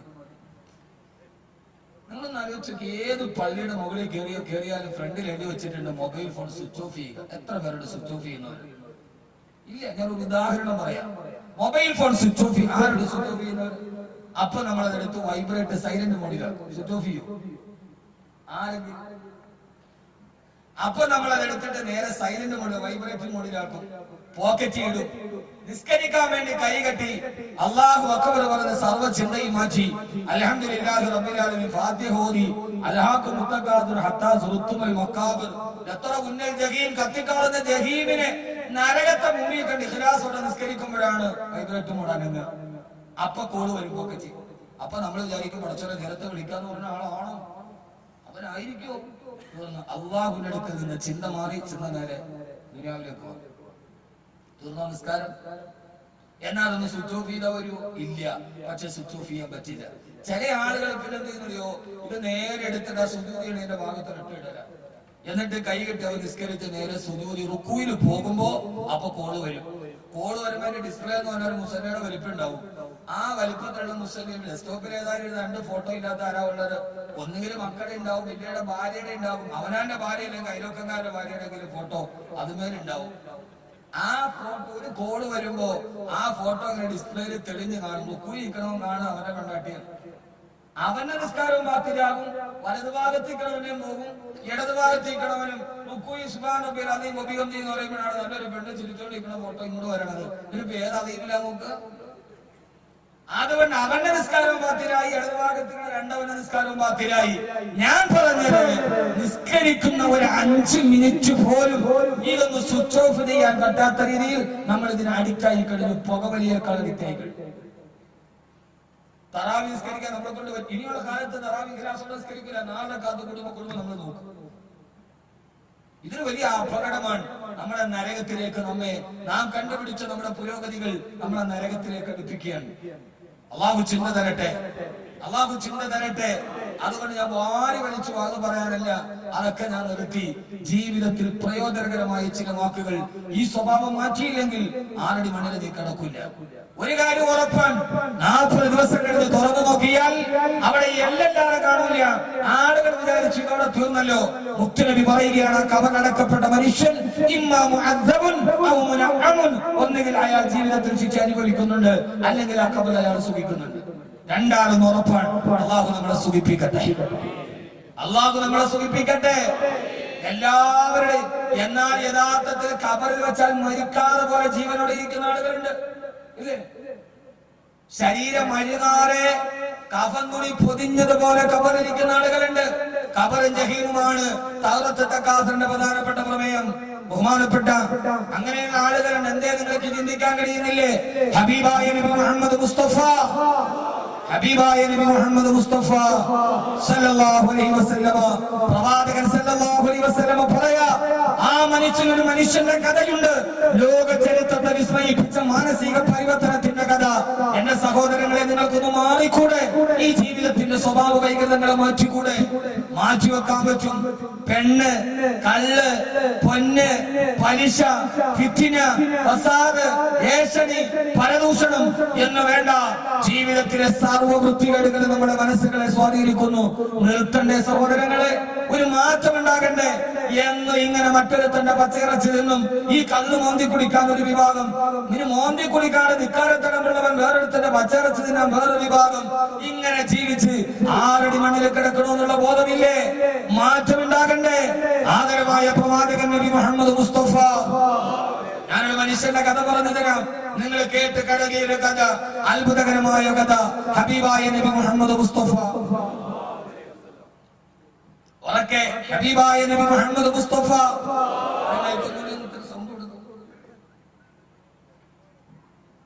അവനവൻ വിചാരിച്ചാലും കഴിയും, ആര് വിചാരിച്ചാലും കഴിയും. വേറൊരാൾ ഉപദേശിക്കേണ്ട വാപ്പ. ഈ അടുത്ത സമയത്ത് കാസർഗോഡ് പൃഥ്വിരാജ് കല്യാണ സെൻസ് ഉദ്ഘാടനം ചെയ്യാൻ പോയപ്പോ കാസർഗോഡ് പെണ്ണുങ്ങൾ പൃഥ്വിരാജിന്റെ കൂടെ നിന്ന് സെൽഫി എടുത്തു. വലിയ വിവാദമായി. എല്ലാ വാദന്മാരും അതിനെതിരെ പ്രസംഗിച്ചു. കാസർഗോഡ് പെണ്ണേന്ന് വിളിച്ച് ഞാൻ മാത്രം മിണ്ടിയില്ല, ദുഃഖമാനനുസരിച്ച് പ്രസംഗിച്ചില്ല. എന്തുകൊണ്ടെന്നറിയാവോ? പൃഥ്വിരാജ് വന്നപ്പോൾ ആ പൃഥ്വിരാജിന്റെ കൂടെ എടുത്തിരുന്ന് സെൽഫി എടുത്ത പെണ്ണുങ്ങൾ, സുന്ദരി ചെറുപ്പക്കാരികൾ എന്നെ അത്ഭുതപ്പെടുത്തിയില്ല. കാരണം ഒരു പെണ്ണ് പൃഥ്വിരാജ് ഇപ്പൊ ഈ സദസ്സിലോട്ട് പൃഥ്വിരാജ് വന്നു എന്ന് വിചാരിക്കട്ടെ, ഈ നിൽക്കണതിൽ ഒരു 10 പെണ്ണുങ്ങളെങ്കിലും കൂടെ വന്ന് സെൽഫി എടുക്കും. അപ്പൊ നിങ്ങൾ വാക്കവിയെ മറക്കും, അത് മറക്കും, കബർ മറക്കും. ഇല്ലേ? മുഴുവനും തന്നെ ഒരു 10 എണ്ണമെങ്കിലും കൂടെ വന്നിട്ട് എടുക്കും, ഉറപ്പാണ്. കാരണം അവര് കാണാൻ ആഗ്രഹിച്ചതിന് ഒരു അപ്രതീക്ഷിതമായി മുമ്പിൽ കാണുമ്പോ ആർക്കും മനസ്സ് പെട്ടെന്ന് മാറിപ്പോകും. പക്ഷേ എന്നെ അത്ഭുതപ്പെടുത്തിയത്, ഞാൻ അതിനെതിരെ പ്രസംഗിക്കാതിരുന്നത്, ആ ചെറുപ്പക്കാരികൾ സിനിമാ നടന്റെ കൂടെ നിന്ന് പറതയിട്ട് സെൽഫി എടുത്തപ്പോൾ അതിന്റെ മറുഭാഗത്ത് ഒരു 50-55 വയസ്സുള്ള ഒരു കിളവിയും ഉണ്ടായിരുന്നു. ആ കിഴവിയാണ് എന്നെ അത്ഭുതപ്പെടുത്തിയത്. കാരണം ആ ചെറുപ്പക്കാരികൾ അത് ചെയ്യുമ്പോൾ, മക്കളെ ഇത് ചെയ്യരുത്, ഇത് അല്ലാഹുവിന് ഇഷ്ടമല്ല എന്ന് പറഞ്ഞു കൊടുക്കേണ്ടത് 55 വയസ്സുള്ള ഉമ്മയായിരുന്നു. പക്ഷെ ഉമ്മയും അതിൽ ചേർന്നു എന്നതാണ് പുതിയ ലോകത്ത് സംഭവിച്ചിരിക്കുന്ന ഏറ്റവും വലിയ ക്യാൻസർ എന്ന് നിങ്ങൾ അറിയണം. ഈ ദുനിയാവിന്റെ പേക്കൂത്തുകൾ നമ്മുടെ നിസ്കാരത്തടന്ന് നിസ്കാര കുപ്പായവും മക്കനെ വിട്ട് നടന്ന നമ്മുടെ വൃദ്ധകളെ പോലും സ്വാധീനിക്കുന്നു എന്നാണ് അതിന്റെ അർത്ഥം. മാറ്റം ഉണ്ടാകണ്ടേ? നമുക്ക് ഖബറിൽ കിടക്കണ്ട. നമുക്ക് ആ ഒരവസ്ഥയിലേക്ക് നിങ്ങൾ ചിന്തിക്കാൻ കഴിഞ്ഞാൽ, ഞാൻ ഖബറിനെ കുറിച്ച് പറഞ്ഞതുപോലെ ഒരാളെ നിങ്ങൾക്ക് പറഞ്ഞു തരാ. ചെറുപ്പക്കാരാ, ആദരവായ പ്രവാചകൻ നബി മുഹമ്മദ് മുസ്തഫ സല്ലല്ലാഹു അലൈഹി വസല്ലം വഫാത്തായി. അല്ലാഹുവിന്റെ പ്രവാചകൻ ഈ ലോകത്തോട് വിട പറഞ്ഞു എന്ന വാർത്ത അറിഞ്ഞ് സഹാബത്ത് മുഴുവനും ആയിഷ റളിയല്ലാഹു തആലയുടെ കൊച്ചു വീട്ടിന്റെ ഉള്ളിൽ മരണപ്പെട്ട് വിട പറഞ്ഞു പോയിട്ട് ജീവിക്കുന്ന മന്ദസ്മിതം തൂങ്ങി നിന്ന് ഹബീബായ നബി സല്ലല്ലാഹു അലൈഹി വസല്ലമയുടെ ചാരത്ത് നിൽക്കുമ്പോഴാ മഹാനായ അബൂബക്കർ റളിയല്ലാഹു തആല കടന്നു വരുന്നത്. ഹബീബായ നബി സല്ലല്ലാഹു അലൈഹി വസല്ലമയുടെ അടുക്കൽ തൗഫിയ റസൂലുള്ളാഹ്, റസൂൽ വഫാത്തായി പോയി. അബൂബക്കർ റളിയല്ലാഹു തആല ഹബീബായ മുത്തിന്റെ ചാരത്ത് വന്നിരുന്ന് അല്ലാഹുവിന്റെ റസൂൽ വഫാത്തായി കണ്ണടച്ചിങ്ങനെ കിടക്കുമ്പോ അബൂബക്കർ റളിയല്ലാഹു തആല പറഞ്ഞു, വല്ല നബിയേ, എന്തോ ഒരു സുഗന്ധമാണ് നബിയേ, അങ്ങയുടെ ചാരത്ത് നിന്ന് എന്തോ ഒരു സുഗന്ധം വരുന്നു നബിയേ. ജീവിച്ചിരുന്നപ്പോഴും സുഗന്ധമാണ്, അങ്ങ് വിട പറഞ്ഞപ്പോഴും സുഗന്ധമാണല്ലോ നബിയേ. ഹബീബായ നബി തങ്ങൾ വഫാത്തായിട്ട് 3-ാമത്തെ ദിവസമാണ് റസൂലിനെ ദഫൻ ചെയ്യുന്നത്. ആ 3 ദിവസവും ആയിഷ ബീവിയുടെ വീട്ടിലെ ഹബീബായ നബി തങ്ങളുടെ തിരുശരീരം ഇരിക്കുന്നുണ്ട്. പക്ഷേ നമ്മളൊക്കെ മരിച്ചാൽ 10 മണിക്കൂർ കഴിഞ്ഞാൽ ദുർഗന്ധം വരുമെങ്കിൽ 3 ദിവസം തുടർച്ചയായിട്ട് ആയിഷ ബീവിയുടെ വീട്ടില് ഹബീബായ നബി തങ്ങളുടെ തിരുശരീരം ഇരിക്കുമ്പോ അബൂബക്കർ റളിയല്ലാഹു തആല വന്നിട്ട് പറയാ, യാ റസൂലല്ലാഹ്, എന്തോ ഒരു സുഗന്ധമാണ് നബിയേ, ഈ ശരീരത്തിന് എന്തോ ഒരു സുഗന്ധമാണ് യാ റസൂലല്ലാഹ്. ഫദുലുക കാഫൂറുൻ വറബുക അംബറു വസുദുസുക യാകൂതുൻ വബാഖീക ദൗഹറു. മുത്തിന്റെ സുഗന്ധമാണ് നബിയെ, ഇത് മിസ്കിന്റെ പരിമളമാണ് നബിയെ. ഹബീബായ മുത്തിനെ സാധാരണക്കാരനെന്ന് പറയല്ല മുഅ്മിനേ. 30-72 മണിക്കൂർ ഇരുന്നിട്ട് ആ ശരീരത്തിലെ അമ്പരെണ്ണ മണം വിട്ടുമാറിയിട്ടില്ല. പരിമളത്തോടുകൂടി മുത്തുനബി സഹാബത്തിന്റെ മുമ്പിൽ നിവർന്ന് കിടക്കുമ്പോ ഓടി വന്നില്ല മോനെ. മഹാനായ ഉമർ ഇബ്നു ഖത്താബ് റളിയല്ലാഹു തആല കടന്നു വന്നിട്ട് ഹബീബായ മുത്തിന്റെ വഫാത്തായി കിടക്കുന്ന മുത്തുനബിയുടെ ചാരത്ത് വന്ന് നിന്ന് അല്ലാഹുവിന്റെ റസൂലിന്റെ മുഖത്തേക്ക് തുറിച്ചു നോക്കി. എന്നിട്ട് ആരോ പറഞ്ഞു, ഉമറേ തൂഫിയ റസൂലുള്ളാഹ്, അല്ലാഹുവിന്റെ ഹബീബ് വിട പറഞ്ഞു ഉമറേ. ആ സമയത്ത് തന്നെ അരപ്പട്ടയിൽ ചൂരിക്കിടന്ന വാളെടുത്ത് ഊരി പിടിച്ചിട്ട് ആരാണടാ എന്നെ ഹബീബ് മുത്ത് വഫാത്താ എന്ന് പറഞ്ഞത്? ആ പറഞ്ഞവന്റെ കരുത്ത് ഞാൻ വെട്ടിയെടുക്കുമെന്ന് ഉമർ വാൾ വീശുമ്പോ നിങ്ങൾ ചിന്തിച്ചിട്ടുണ്ടോ? ഏത് വാൾത്തലപ്പാടെന്ന്? ആ വാൾത്തലപ്പും ചുരട്ടിക്കൊണ്ടാണ് മക്കയിലൂടെ ഒരു മുഹമ്മദിന്റെ തല ഞാൻ എടുക്കുമെന്ന് പറഞ്ഞ് ചുരട്ടിയ വാൾത്തലപ്പാട്. ആരുടെ തലയെടുക്കുമെന്ന് പറഞ്ഞ വാളാണോ? ആ വാള് പിടിച്ചിട്ട് ആരെത്താൻ വെട്ടിയെടുക്കാമെന്ന ആ തലയുടെ ഉടമസ്ഥൻ മരിച്ചെന്ന് കേട്ടപ്പോ, വഫാത്താ എന്ന് കേട്ടപ്പോ, എന്റെ ഹബീബായ മുത്ത് വഫാത്താ എന്ന് ആരെങ്കിലും പറഞ്ഞാൽ അവന്റെ തല ഞാൻ വെട്ടിയെടുക്കുമടോ. ഖത്താബിന്റെ മകൻ ഉമർ എന്ന് പറയുന്ന വീരശൂര പരാക്രമി ആത്മനിയന്ത്രണം നഷ്ടപ്പെട്ട് വെല്ലുവിളിക്കുമ്പോ ചാരത്തേക്കൊന്നെടുക്കാൻ കഴിയാറ്. ഇത് ചരിത്രത്തിന്റെ സമ്മോഹന മുഹൂർത്തമാ.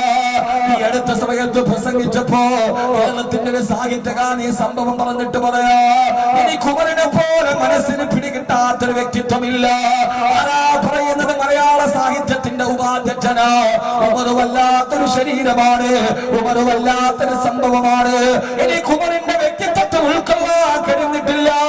ആരുടെ തലവെട്ടാൻ ഒരു പിടിച്ച വാളുമായി പോയോ ആ ശരീരത്തിൽ നിന്നിട്ട് കോപാകുലനായി പറയുമ്പോ അബൂബക്കർ റളിയല്ലാഹു തആല ചാരത്തേക്ക് അടുത്ത് വന്നില്ല മുഅ്മിനീങ്ങളെ. ഉമറിന്റെ തോളിലേക്ക് കൈവച്ചിട്ട് ഉമറേ, ഓ ഉമറേ, വഖാന റസൂലു തൂഫിയ റസൂലുള്ളാഹ്, അല്ലാഹുവിന്റെ റസൂൽ വഫാത്തായി ഉമറേ. ആ സമയത്തിന് കൊച്ചുകുട്ടിയെ പോലെ ഉമർ റളിയല്ലാഹു അൻഹു പിന്നെ നെഞ്ചകത്തേക്ക് തന്നെ മുഖത്തേക്ക് വെച്ച് പൊട്ടിക്കരഞ്ഞിട്ട് ഉമർ ചോദിച്ചല്ലോ, ഹബീബായ മുത്ത് നമ്മളെ വിട്ടു പോയോ അബൂബക്കറേ? പോയി ഉമറേ. എന്നിട്ട് ഉമർ റളിയല്ലാഹു തആല പിന്നെ മുമ്പിലാണ് ഹബീബായ നബി സല്ലല്ലാഹു അലൈഹി വസല്ലമയുടെ തിരുശരീരത്തിന്റെ മുമ്പിൽ വെച്ചിട്ടാണ് അബൂബക്കർ റളിയല്ലാഹു തആല പ്രസംഗം നടത്തിയത്. മൻ കാന യഅബുദു മുഹമ്മദൻ ഫഇന്ന മുഹമ്മദൻ ഖദ് ومن كان يعبد الله فإن الله حي لا يموت. മുഹമ്മദിനെ ആരെങ്കിലും ആരാധിച്ചിരുന്നതെങ്കിൽ മുഹമ്മദ് നബി വഫാത്തായി. ആരെങ്കിലും അല്ലാഹുവിനെയാണ് ആരാധിച്ചിരുന്നതെങ്കിൽ അവൻ ഇതേവരെ വഫാത്തായിട്ടില്ല, അവൻ മരിച്ചിട്ടില്ല. അവൻ ഹയ്യാണ്, കയ്യൂമാണ്, സമീആണ്, ബസീറാണ്. ഞാൻ ഈ ചരിത്രം പറയുന്നത് ഉമറിനെ മനസ്സിലാക്കാനാ. സഹോദരങ്ങളെ, സഹോദരിമാര്, അവിടെ നിന്ന് പൊട്ടിക്കരഞ്ഞു പോയ ഉമർ റളിയല്ലാഹു അൻഹു, അല്ലാഹുവിന്റെ റസൂലിന്റെ പ്രിയപ്പെട്ട സഹാബി, അവസാനം ഉമർ റളിയല്ലാഹു തആല ആരായി മാറിയെന്ന് നിങ്ങൾക്കറിയുമോ? മഹാനായ അനസ് റളിയല്ലാഹു തആല ഒരു പാതിരാ സമയത്ത് ഉമർ റളിയല്ലാഹു തആല ഖലീഫയാ ഈത്തപ്പനത്തോട്ടത്തിന്റെ നടുവ് ചരിയത്തൂടെ നടന്നു പോകുമ്പോ മദീന മുഴുവനും ഉറങ്ങിക്കിടക്കുന്ന നേരത്ത് ഈത്തപ്പനത്തോട്ടത്തിന്റെ ചാരത്തുകൂടി നടന്നു പോകുമ്പോ ഈത്തപ്പനത്തോട്ടത്തിന്റെ ഉള്ളിൽ നിന്നൊരു ശബ്ദം കേൾക്കുകയാ. എന്താ ശബ്ദമെന്നറിയോ? ഖത്താബിന്റെ മകൻ ഉമറേ, ആരാണടാ നീ? ആരാണടാ ഉമറേ? നിന്നെ ആരാണടാ അമീറുൽ മുഅ്മിനീൻ എന്ന് വിളിച്ചത്? നീ മക്കയിലെ കല്ലുകുടിയനല്ലായിരുന്നോ? നീ എത്ര പെൺമക്കളെ ജീവനോടെ കുടിച്ചു മൂടിയനാടാ ഉമറേ? അനസ് റളിയല്ലാഹു തആല ഞെട്ടിപ്പോയി.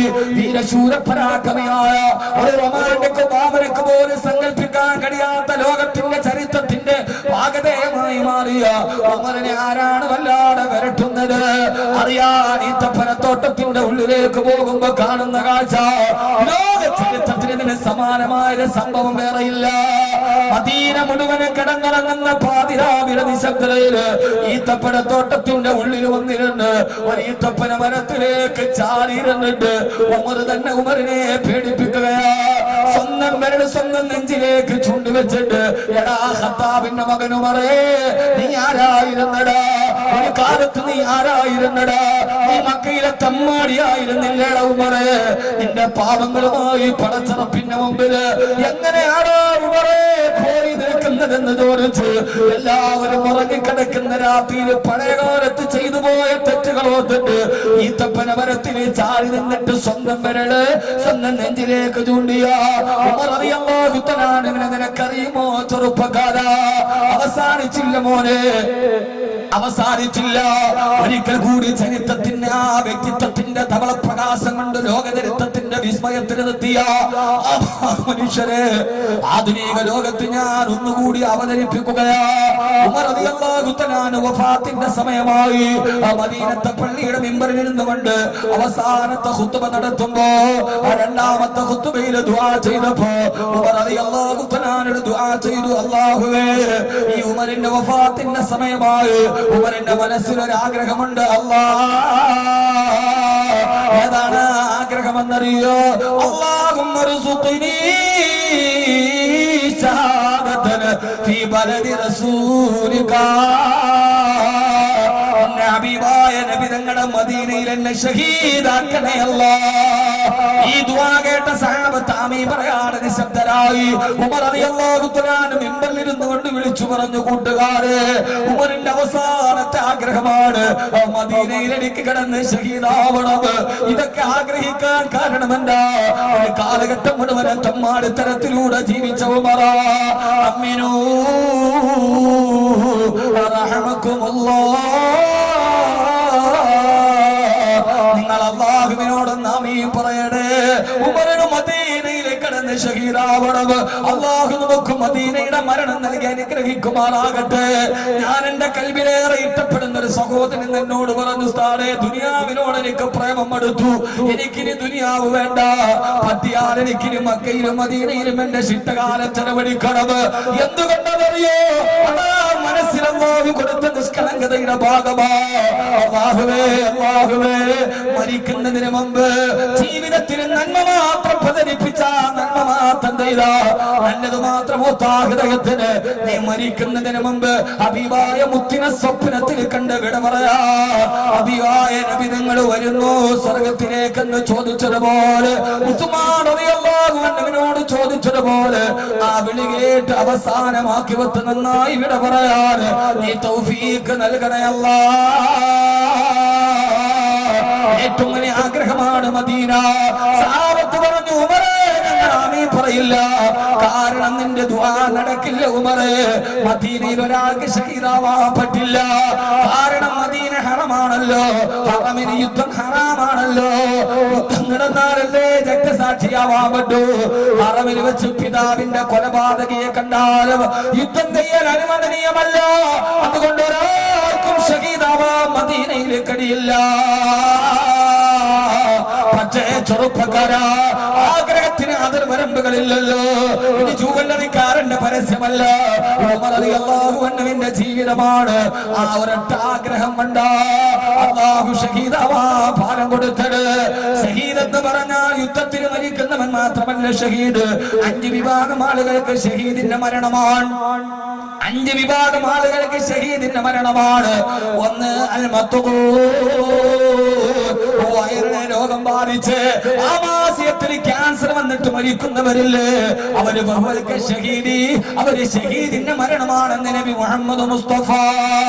രണ്ടാമത് വെള്ളത്തിൽ വീണ് മുങ്ങി മരിച്ചു പോയ ആളുകൾ, അവർക്കും ഷഹീദിന്റെ പ്രതിഫലമോ. മൂന്നാമത് കെട്ടിടം ഇടിഞ്ഞ് വീണിട്ട് കെട്ടിടത്തിന്റെ അവശിഷ്ടത്തിൽ കുടുങ്ങി മരിച്ചു പോകുന്നവർ. അതുകൊണ്ടാണ് ഹജ്ജിന് വേണ്ടി പോയപ്പോ ഹറമിൽ അപകടം നടന്നപ്പോ മരിച്ചുപോയ പാലക്കാട്ടുകാര് മുമ്പിനെ കുറിച്ച് ഞാൻ നടത്തിയ പ്രസംഗം യൂട്യൂബിൽ ഏതാണ്ട് വാട്സപ്പിൽ 10 മണിക്കൂർ കൊണ്ട് 4,80,000 പേര് കേട്ടൊരു പ്രഭാഷണമുണ്ട് മുമ്പില. ആ പെണ്ണ് ഷഹീദാണ് ഞാൻ പ്രസംഗിച്ചപ്പോ ഇമാം ബുഖാരിയുടെ ഹദീസാണ്. അല്ലാഹുവേ, ഈ അടുത്ത സമയത്താ മരിച്ചുപോയ മുഅ്മിനാണ് ഭർത്താവ് ഇസ്മായിൽ സാഹിബ് എന്നെ വിളിച്ചിട്ട് പറഞ്ഞു, ഉസ്താദ് ആ പ്രസംഗം കേട്ടത് കൊണ്ട് കാണാൻ ആഗ്രഹിക്കുകയാ. എന്റെ ഭാര്യക്ക് വേണ്ടി ആത്മാർത്ഥമായിട്ട് സദസ്സിൽ ദുആ ചെയ്തത് നിങ്ങളാ, ഒന്ന് കാണണമെന്ന് പറഞ്ഞ അദ്ദേഹം പല പ്രാവശ്യവും വിളിക്കാറുണ്ട്. മുഅ്മിനാണ് ഭർത്താവ് ഇസ്മായിൽ, അല്ലാഹു എല്ലാവിധ റഹ്മത്തും കൊടുക്കട്ടെ. പൊന്നുമോനെ അതുപോലെ ഷഹീദാകുന്നതാ. ഞാനൊരു ഹദീസ് പറഞ്ഞു തരട്ടെ. നബി തങ്ങൾ പറയാ, ഏതെങ്കിലും ഒരു പെണ്ണ് പ്രസവത്തോടെ മരിച്ചു പോയാൽ അവൾ കുഞ്ഞിനെ ആറ്റുനോട്ട് കണ്ടിരുന്നവൾ പ്രസവിച്ചു, ആ പ്രസവത്തോടുകൂടി അല്ലെങ്കിൽ പ്രസവം കഴിഞ്ഞവളുടെ നിഫാസിന്റെ രക്തം നിലക്കുന്നതിന് മുമ്പ് ഒരു പെണ്ണെങ്ങാനും മരിച്ചു പോയാ വഹിയൊക്കെ ഷഹീദാ, അവളും രക്തസാക്ഷിയുടെ പ്രതിഫലമുള്ളവളാ. പ്രസവത്തോടെ മരിച്ച എത്ര സഹോദരിമാരുണ്ട്, ആ പ്രസവത്തിന്റെ രോഗത്തിന്റെ അവസ്ഥയിൽ മരിച്ചവരുണ്ട്. അല്ലാഹു അവർക്കെല്ലാം കൊടുക്കുന്നത് വലിയ പ്രതിഫലമാ. ഷഹീദിനെയൊക്കെ പറയാൻ സമയമില്ലല്ലോ. ഷഹീദിന്റെ പ്രതിഫലം മരിക്കുന്ന സമയത്ത് സ്വർഗം കണ്ടേ മരിക്കൂ, അവരിൽ വെച്ചാൽ ശിക്ഷയില്ല. നാളെ സ്വർഗത്തിന്റെ ഏറ്റവും ആദ്യത്തെ മനസ്സിൽ എത്തിച്ചേരുന്നവരാ. അതുകൊണ്ട് ഷഹീദ് എന്ന് പറഞ്ഞാൽ രക്തസാക്ഷികൾ മാത്രമല്ല, കുത്തേറ്റ അല്ലാഹുവിന്റെ മാർഗത്തിന്റെ പേര് പടച്ചറപ്പിന് വേണ്ടി ജീവിച്ചതിന്റെ പേര് ഒരാൾ കുത്തേറ്റ് മരിച്ചാൽ അവന് ഷഹീദാ. ഉമർ റളിയല്ലാഹു തആല ദുആ ചെയ്തു, അല്ലാഹുവേ എന്നെ മദീനയിലെ ഷഹീദാക്കണേ അല്ലാഹ്. ആ ഒരു ദുആ സ്വീകരിച്ചിട്ടാണ് സുബഹി നിസ്കാരത്തിന് പള്ളിയിൽ പോയി ഇമാമത്തിന് നിർവഹിക്കുമ്പോ അബൂലുലുആ എന്ന ഭ്രാന്തൻ വന്ന് നേർച്ചുള്ള കടാരി പള്ളയിലോട്ട് കുത്തിക്കയറ്റിയത്. ഒന്നാമത്തെ റക്അത്തിൽ നിൽക്കുമ്പോ പള്ളയിലേക്ക് പിച്ചാത്തി കുത്തിക്കയറ്റ് കുടൽമാല വെളിയിലേക്ക് ചിതറിത്തെറിച്ച് ഉമർ റളിയല്ലാഹു തആല അൻഹു ഇമാമത്ത് നിർവഹിച്ച മിഹ്റാബിലേക്ക് മറിഞ്ഞു വീണില്ല. മുഅ്മിനീങ്ങളെ, രക്തം തടം തള്ളിയാ തുടങ്ങി, ശരീരത്തിലേക്ക് കുത്തേറ്റ മുറിവ് കുടഞ്ഞു കയറി. ബോധരഹിതനായി മകനായ ഇബ്നു ഉമർ റളിയല്ലാഹു അൻഹുവിന്റെ മടിയിലെ തല വെച്ച് കിടക്കുമ്പോ ഇടയ്ക്ക് ബോധം വീണു. മഹാനായ ഉമർ റളിയല്ലാഹു അൻഹുവിന്റെ അപകടവാർത്തയറിഞ്ഞ് ആയിരക്കണക്കിന് ആളുകൾ ചുറ്റുവട്ടത്ത് നിൽക്കുമ്പോ വയറ്റിലേക്ക് കുത്തേറ്റ് കുടൽമാല ചിതറിത്തെറിച്ച് രക്തത്തിന്റെ കളത്തിന് കിടക്കുമ്പോ ആദ്യം ബോധം തിരിച്ചു വന്നപ്പോ ചോദിച്ചതെന്നെ മകനെ ഇബ്നു ഉമർ എന്നല്ല, എന്റെ ഭാര്യ എന്നല്ല, മോനെ ഇബ്നു ഉമർ എന്താണ് ഉപ്പ സുബഹിന്റെ സമയം കഴിയാറായ മോനെ? ഇല്ല ഉപ്പ. എന്തേ മോനെ? ഞാൻ സുബഹിയുടെ ആദ്യത്തെ റക്അത്തിൽ നിൽക്കുമ്പോഴാണ് കുത്തേറ്റ് വീണത്. എന്റെ സുബഹി നിസ്കാരം ഞാൻ പൂർത്തിയാക്കിയിട്ടില്ല. ഞാൻ എന്റെ റബ്ബിലേക്ക് പോകാൻ പോവുകയാ. ഇനി ഉമർ ഖബറിലേക്ക് പോവുകയോ? ഖബറിലേക്ക് വെക്കുന്നതിന് തൊട്ട് മുമ്പ് ഒരു സുബഹി നിസ്കാരം കളാക്കിയിട്ട് എന്റെ റബ്ബിന്റെ മുമ്പിൽ ഞാൻ പോയി നിന്നാൽ ഉമർ എന്താണ് റബ്ബിനോട് സമാധാനം പറയുന്ന പോലെ? ലോക ചരിത്രത്തിൽ ഇങ്ങനെ ഒരു മനുഷ്യന്റെ മരണമില്ല. പൊന്നുമോനെ ഇബ്നു ഉമർ, എന്താ ഉപ്പ ഇങ്ങനെയൊക്കെ പറയുന്നത്? നിന്റെ വാപ്പ ഒരു കാലത്തെ തെമ്മാടിയായിരുന്നു മോനെ, നിന്റെ വാപ്പ ഒരു കാലത്തെ വ്യഭിചാരിയായിരുന്നു മോനെ, ഒരു യൗവനം മുഴുവനും അല്ലാഹുവിൽ പെടാത്ത ജീവിതത്തിൽ നടന്നവനാണ് നിന്റെ ഉപ്പ. പിന്നെ എന്റെ ഹബീബായ മുത്തു വന്നു, എനിക്ക് ഷഹാദത്ത് കലിമ പറഞ്ഞു തന്നു. ഞാൻ ഹബീബായ നബിയുടെ കൂടെ ധർമ്മയുദ്ധം ചെയ്തു. അവസാനം ഞാൻ ഇന്ന് ഖലീഫയായി. പക്ഷേ എനിക്ക് നരകത്തെ പേടിയാ. അല്ല തറവുന്നൽ ജഹീം, എനിക്ക് നരകത്തെ പേടിയാ മോനെ. മോനെ സുബഹി നിസ്കാരം കളാക്കിയിട്ട് റബ്ബിന്റെ മുമ്പിൽ ഞാൻ എങ്ങനെയാ പോയി നിൽക്കുക? എന്റെ ഖബറിൽ ഞാൻ എങ്ങനെയാ കിടക്കുക? രക്തം പുരണ്ട കൈ ഇങ്ങനെ നീട്ടിയിട്ട് മോനെ ഇബ്നു ഉമർ, മോനെ അബ്ദുള്ള, ഉപ്പാന്റെ കൈ കൊണ്ടൊന്ന് ഒതു എടുപ്പിക്കും മോനെ. ഇബ്നു ഉമർ റളിയല്ലാഹു തആല ഉപ്പാന്റെ കൈ കടി ഒതു എടുപ്പിച്ചു. ഉമർ റളിയല്ലാഹു തആല ചരിത്രത്തിൽ കാണാൻ നിസ്കരിക്കാൻ ശ്രമിക്കുമ്പോ കുടൽമാല വഴിയിലേക്ക് വലിഞ്ഞു പോയി. മുറിപ്പാടിൽ നിന്ന് കൈയെടുത്തിട്ട് കൈ കെട്ടാൻ പോകുമ്പോ കുത്തേറ്റ മുറിവിന്റെ ആഴം കാരണത്താൽ കുടൽമാലകളിലേക്ക് ചിതറിത്തെറിച്ചു. ഉമർ റളിയല്ലാഹു തആല എഴുന്നേറ്റ് നിൽക്കാൻ കഴിയാതെ മടങ്ങി വീണു. സഹാബത്ത് പറഞ്ഞു, വേണ്ട ഉമറേ വേണ്ട. മോനെ അബ്ദുള്ള, എന്തേ ഉപ്പ? ആയിഷ റളിയല്ലാഹു അൻഹയുടെ വീട്ടിൽ പോയിട്ട് ഹബീബായ നബിയുടെ ഖബറിന്റെ തൊട്ടടുത്ത് എനിക്കൊരു 6 അടി സ്ഥലം തരുമോ എന്ന് അനുവാദം ചോദിക്കുമോനെ. അവിടെയാണ് എന്റെ കൂട്ടുകാര് കിടക്കുന്നത് മോനെ. ആയിഷ ബീവിയോട് അനുവാദം ചോദിക്കണം. പിടിച്ചെടുത്തില്ല ഖലീഫ, ആക്രമിച്ചു വാങ്ങിച്ചില്ല ഖലീഫ. അള്ളാഹുവിന്റെ റസൂലിന്റെ ഭാര്യയോട് ചോദിക്കേ. കാരണം എന്തെന്നറിയോ? അള്ളാഹുവിന്റെ റസൂൽ സല്ലല്ലാഹു അലൈഹി വസല്ലമ, ഞാൻ ഇതൊക്കെ പറയുന്നത് പലരും കരയുന്നുണ്ട്. എന്തിനെന്നറിയോ? നമ്മുടെ കൽബൊന്ന് ശുദ്ധമാകാനാണ്. സ്റ്റേജിലിരിക്കുന്നവരും കരയുന്നു, കേൾക്കുന്നവരും കരയുന്നു, പറയുന്നവരും കരയുന്നു. വല്ലാഹി ഇതൊന്നും ഞാനൊരു പ്രകടനത്തിന്റെ പേരിലല്ല. നമ്മുടെ ജീവിതത്തിന്റെ കൽബിങ്ങനെ കഴുകി ശുദ്ധിയാക്കണം. അധിക കാലമൊന്നും നമുക്കിനി ഭൂലോകത്ത് ജീവിതമില്ല. ഇറങ്ങിപ്പോയവൻ തിരിച്ചു വരുമോ എന്നറിയില്ല. ഇന്നലെ ഞാൻ കോട്ടക്കിൽ നടന്ന അപകടത്തെ കുറിച്ച് പറഞ്ഞല്ലോ. എത്ര സുന്ദരമായിട്ടാണ് മരണം കാൽക്കുലേറ്റ് ചെയ്തത്. ഞാൻ ഇബ്രാഹിം സാഹിബിനോട് വീട്ടിലിരുന്നിട്ടത് പറയും. എന്നോട് ചോദിച്ചു, ഉസ്താദേ എങ്ങനെയാ മരണം ഇങ്ങനെ കാൽക്കുലേറ്റ് ചെയ്തത്? ഇന്നോവ പാഞ്ഞു വരുന്നു, ഓവർടേക്ക് ചെയ്യാൻ വേണ്ടി തീരുമാനിക്കുന്നു. ഓവർടേക്ക് ചെയ്ത് കണ്ടെയ്നർ ലോറിയും ഇന്നോവയും ഒരേ ദിശയിലെത്തുന്നു. ആ കണ്ടെയ്നർ ലോറി ഹമ്പിലോട്ട് കയറുന്നു. ലോറിയുടെ മുകളിൽ കിടക്കുന്ന ടൺകണക്കിന് ഭാരമുള്ള കണ്ടെയ്നർ നേരെ മറിയുന്നു. ഇന്നോവയുടെ മുകളിലേക്ക് ഒരു ഓട്ടോറിക്ഷ പോലെ തകർന്ന് തരിപ്പണമാകുന്നു. മോനെ, നഷ്ടപ്പെട്ടത് ആർക്കെന്നറിയോ? ഒരു പാടം 3 മക്കളാണ്, ജേഷ്ഠാനുജന്മാരായ 3 മക്കളാണ് മയ്യത്തായിട്ട് വീട്ടിലേക്ക് പോയത്. 4 മക്കളെ ഉള്ളു. 4ാമത്തെ മോൻ അതീവ ഗുരുതരാവസ്ഥയില. അനിയനെ യാത്രയേക്കാൻ പോയ 3 ജേഷ്ഠന്മാര് മയ്യത്തായി വീട്ടിലെത്തി. അവിടെ 2 പേരുടെ ഭാര്യമാര് പരിപൂർണ ഗർഭിണികളാണ്. ആ വാർത്ത വായിച്ചിട്ട് ഞാൻ ഇബ്രാഹിം സാഹിബിനോട് പറഞ്ഞ മരണ വീടിന്റെ അവസ്ഥ ഒരാൾക്കും മറ്റൊരാളെ ആശ്വസിപ്പിക്കാൻ കഴിയില്ല. ജേഷ്ഠൻ ഭരിച്ചാൽ അനിയന്റെ ഭാര്യ ആശ്വസിപ്പിക്കണം. അനിയന്റെ ഭാര്യ എന്ത് പറഞ്ഞിട്ടാണ് ആശ്വസിപ്പിക്കുക?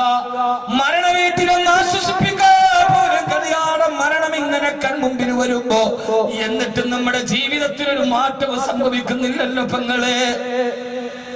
ഒരു മാറ്റവും സംഭവിക്കുന്നില്ലല്ലോ. ഉമർ റളിയല്ലാഹു തആല പറഞ്ഞ ആയിഷ, അതിനൊക്കെ വേണ്ടിയാണ് ഞാൻ ഈ വാദ പറയുന്നത്. അൽഹംദുലില്ലാഹ് 200 സദസ്സിൽ വന്ന ചെറുപ്പക്കാരെ കഥ പറഞ്ഞല്ലോ. അവരെന്ന് പതിൽ പല ആളുകളും ജീവിതത്തിൽ നിസ്കാരം എന്തെന്നറിഞ്ഞത് ഈ വിനീതന്റെ വാദ കേട്ടിട്ടാ. അവർ അല്ലാഹുവിന്റെ പള്ളിക്കകത്ത് കയറി വിളിക്കാൻ തുടങ്ങിയത് ഈ വാദ കേട്ടിട്ടാ. ഇത് കേട്ടിട്ട് ഇറങ്ങുമ്പോഴും എനിക്ക് തോൽപ്പിക്കാനും ജയിക്കാനും എനിക്ക് ആഗ്രഹമില്ല. വല്ലാഹി പടച്ച റബ്ബിനെ തന്നെ സത്യം. എന്റെ സഹോദരങ്ങളുടെ ചെറുപ്പക്കാര മനസ്സിലൊരു മാറ്റം ഉണ്ടാകണം. ഹബീബായ നബി തങ്ങൾ വഫാത്തെടുത്തപ്പോൾ അലി റളിയല്ലാഹു അൻഹുവിനെ കണ്ടു. അലിയേ, നിന്നെ ഞാൻ കണ്ടില്ലായിരുന്നെങ്കിൽ എന്റെ പൊന്നുമോൾക്ക് ഇത്രയും നല്ലൊരു ഭർത്താവിനെ കിട്ടുമായിരുന്നില്ലല്ലോ അലിയേ. അലി റളിയല്ലാഹു തആല പൊട്ടിക്കരഞ്ഞു. മറുഭാഗത്ത് ഉസ്മാൻ റളിയല്ലാഹു തആല നിൽക്കുന്നുണ്ട്. ഉസ്മാനെ, നിനക്ക് ഞാൻ എന്റെ മോളെ സൈനബിനെ വിവാഹം ചെയ്ത് തന്നു. ഉസ്മാൻ, മദീനത്തെ പള്ളി കണ്ട ചരിത്രം എന്തൊക്കെയാണ്. മിമ്പറിലിരുന്നിട്ട് വഫാത്തിന് തൊട്ട് മുമ്പ് എന്റെ സൈനബ് മരണപ്പെട്ടു പോയി. രണ്ടാമത് എന്റെ റുഖിയെ നിനക്ക് ഞാൻ വിവാഹം ചെയ്തു തന്നു. ഉസ്മാനെ, അവള് മരിച്ചു പോയാൽ മുഹമ്മദിന് എത്ര പെൺമക്കൾ ഉണ്ടെങ്കിലും അവരെല്ലാം നിനക്ക് ഞാൻ വിവാഹം ചെയ്ത് തരും. ഉസ്മാൻ, എനിക്ക് നീ അത്രയേറെ പ്രിയങ്കരനാണ് ഉസ്മാൻ. ഉസ്മാൻ റളിയല്ലാഹു തആല പൊട്ടിക്കരഞ്ഞു. നബിയേ, ഇതൊരു വിടവാങ്ങൽ പ്രസംഗം പോലെ ഇന്നല്ല നബിയേ. അപ്പോഴാണ് ഇടതുഭാഗത്തും വലതുഭാഗത്തും അബൂബക്കർ റളിയല്ലാഹു തആല നിൽക്കുന്നത് കണ്ടത്. 2 പേരെയും ഒരുമിച്ച് ചേർത്ത് തന്റെ ഇടതുഭാഗത്തേക്ക് നിർത്തിയിട്ട് അവരെ തോളിലേക്ക് കൈയിട്ടിട്ട് പറഞ്ഞു, അബൂബക്കറേ, ഉമറേ, എന്താണ് നബിയേ? വഹകദാ യദ്ഖുലു സാലിസാനി ഫിൽ ജന്നാ. ഇതേപോലെയാണ് നമ്മൾ 3 പേര് സ്വർഗത്തിൽ നിൽക്കുന്നത്. അബൂബക്കറേ, ഉമറേ, ഇത് കണ്ണുനീര് ഒരാളെ പറയാനും കേൾക്കാനും കഴിയില്ല. തന്റെ ജീവിതത്തിന്റെ പ്രതിസന്ധികളെ തനിക്ക് കാവലായിരുന്നവരെ ചേർത്ത് പിടിച്ചിട്ട് പറഞ്ഞു, അബൂബക്കറേ, ഉമറേ, വഹകദാ യദ്ഖുലു സാലിസാനി ഫിൽ ജന്നാ. ഇതുപോലെയാണ് നമ്മൾ 3 പേര് സ്വർഗത്തിൽ നിൽക്കുന്നത്. ഉമറേ റളിയല്ലാഹു തആല അൻഹു ആ ഒരു ഓർമ്മയുള്ളത് കൊണ്ടാണ് അബൂബക്കർ റളിയല്ലാഹു തആല പറഞ്ഞത്, ഖബറിൽ കിടക്കുമ്പോൾ സ്വർഗത്തിൽ എങ്ങനെ നിൽക്കുന്നവോ അതേപോലെ ഖബറിൽ കിടക്കണം. ആയിഷ ബീവിയോട് അനുവാദം ചോദിക്കോ. ആയിഷ ബീവി അനുവാദം കൊടുത്തു. ഉമർ റളിയല്ലാഹു തആല നിന്നെ മയ്യത്ത് കുളിപ്പിക്കുന്നതിനുള്ള അവസ്ഥകളിലോട്ട് കടന്നു പോവുകയാണ്. മരണമാസന്നമാവുകയാണ്. ഉമ്മന്റെ മകന്റെ മടിയിലെ തല വെച്ചിട്ട് പറഞ്ഞു, മോനെ ഇബ്നു ഉമറേ, എന്താണ് ഉപ്പ? നിന്റെ ഉപ്പാന്റെ മയ്യത്ത് കുളിപ്പിക്കും ആ വെള്ളത്തിലെ കർപ്പൂരം ചേർക്കരുത് മോനെ. വെറും പച്ചവെള്ളം കൊണ്ട് ഉപ്പാന്റെ മയ്യത്ത് കുളിപ്പിക്കാവൂ. അതെന്തേ ഉപ്പ? കർപ്പൂരം കലർത്തിയ വെള്ളം കൊണ്ടൊന്നും കഴുകാൻ പറ്റിയ ശരീരമല്ല നിന്റെ വാപ്പയുടെ ശരീരം. ഇതൊരു കാലത്ത് കള്ളുപോന്നിയ ശരീരമാണ്. ഇതൊരു കാലത്ത് സുന്ദരി പെണ്ണുങ്ങളുടെ ചാരത്ത് കിടന്ന ശരീരമാണ് അബ്ദുല്ലാ. അതുകൊണ്ടൊരു നിസ്സാരക്കാരനായിട്ട് ഉമർ മരിച്ചു പോകട്ടെ, നിന്റെ വാപ്പ വിട പറഞ്ഞു പോകട്ടെ. ഈ ഒരു അവസ്ഥയിൽ വിട പറഞ്ഞു പോയി ഉമർ റളിയല്ലാഹു അൻഹു. ആയിഷ ബീവിയുടെ വീടിന്റെ തൊട്ടടുത്ത് ആ റൗളയുടെ ചാരത്ത് കബറടക്കപ്പെട്ടു. സയ്യിദുനാ ഉമർ ഇബ്നുൽ ഖത്താബ് റളിയല്ലാഹു തആല അൻഹു. എന്തിനാ ഞാൻ ഇത് പറഞ്ഞത്? തീർന്നില്ല, ചരിത്രം തീർന്നില്ല. ഉമർ റളിയല്ലാഹു തആല അൻഹുവിനെ കബറടക്കിയിട്ട് വർഷങ്ങൾ പലത് കഴിഞ്ഞ് റൗളയുടെ നവീകരണം എത്തി. റൗള വിശാലമാക്കാൻ ആ ഭാഗം മുഴുവനെ കുഴിച്ചു മാന്തിയപ്പോ, മണ്ണ് മാറ്റിയപ്പോ മൺവെട്ടി പോയി ശരീരത്തിൽ തൊട്ട് ആ ഭാഗത്ത് നിന്ന് രക്തം പൊട്ടി ഒലിക്കാൻ തുടങ്ങി. കുഴിവെട്ടുന്ന ആളുകളോ മണ്ണ് മാന്തി നോക്കിയപ്പോ ജീവനുള്ള മനുഷ്യന്റെ കാല് പോലെ ഒരു കാല് കണ്ടു. ആ കാലിൽ നിന്ന് രക്തം ഇങ്ങനെ തടം തന്നെയാ തുടങ്ങുകയാ. ആളുകള് പരിഭ്രാന്തരായി. രാജാധികാരികൾ ഓടി വന്നു. ആയിരക്കണക്കിന് ആളുകൾ ഓടി വന്നു. ഈ കാലാരുടേതാണ്? അടുത്ത കാലത്ത് മറവ് ചെയ്യപ്പെട്ടതല്ല. മറവ് ചെയ്യപ്പെട്ടിട്ടും ശരീരം ഒന്ന് ചുളുങ്ങാട്, പുഴുവന്ന് തൊടാട്, ജീവനുള്ള കാലിൽ നിന്ന് രക്തം വരുന്നത് പോലെ ഈ രക്തം വരുന്ന കാലാരുടേതാണ്? ആളുകൾ പലരും പറഞ്ഞു ഇന്നാളുടേതാ, ഇന്നാളുടേതാ. അവസാനം അവിടെ ജീവിച്ചിരിക്കുന്ന ഏറ്റവും പേരുള്ള സഹാബിയായ സഹാബിയെ കൊണ്ടുവന്നു. ആ സഹാബിയോട് ചോദിച്ചു, ഈ കാലാരുടേതാണ്, നിങ്ങൾക്ക് പരിചയമുണ്ടോ? ആ സഹാബി ആ കാലിലേക്ക് നോക്കിയിട്ട് പറഞ്ഞു, ഈ കാലാരുടേതെന്നറിയോ? ഉമർ റളിയല്ലാഹു തആല അൻഹുവിന്റെ കാലാണ്. ഇത് മഹാനായ ഉമർ ഇബ്നുൽ ഖത്താബ് റളിയല്ലാഹു അൻഹുവിന്റെ കാലാണ്. കാലത്തെ പ്രിയപ്പെട്ട ചെറുപ്പക്കാരാ, ഒരു കാലത്തെ തമ്മാടിയായ മനുഷ്യന് നാളെ മരിക്കുമെന്നുള്ള ബോധം വന്നപ്പോ, ഈ അശ്ലീലത്തിൽ നിന്ന് മാറി നിൽക്കണമെന്നുള്ള ബോധം വന്നപ്പോ, മണ്ണിന് പോലും തിന്നാൻ കഴിയാത്ത, കബറിലെ പുഴുക്കൾ പോലും തൊട്ടു നോക്കാത്ത ഒരു സുന്ദരമായ ശരീരത്തിന്റെ ഉടമയായെങ്കിൽ എന്തേ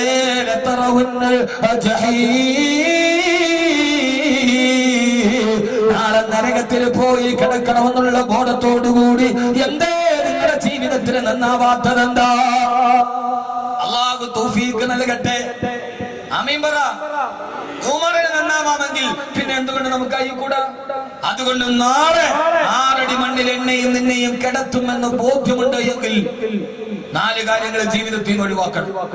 അല്ല, ഞാൻ മരിക്കൂല, ഞാൻ അവസാനം വരെ ഇവിടുത്തെ രാജാവായിട്ടുണ്ട് എന്ന് ബോധമുണ്ടെങ്കിൽ നിനക്ക് തോന്നിയ എന്നെ ഞാൻ മരിക്കൂല, എന്റെ മുകളിൽ ഇനി ആരാ വരുന്ന, അസ്രായിലും വരില്ല എന്ന ഒരു മൂഢസ്വർഗത്തിലാണ് നീ എങ്കിൽ നിനക്കാവാം.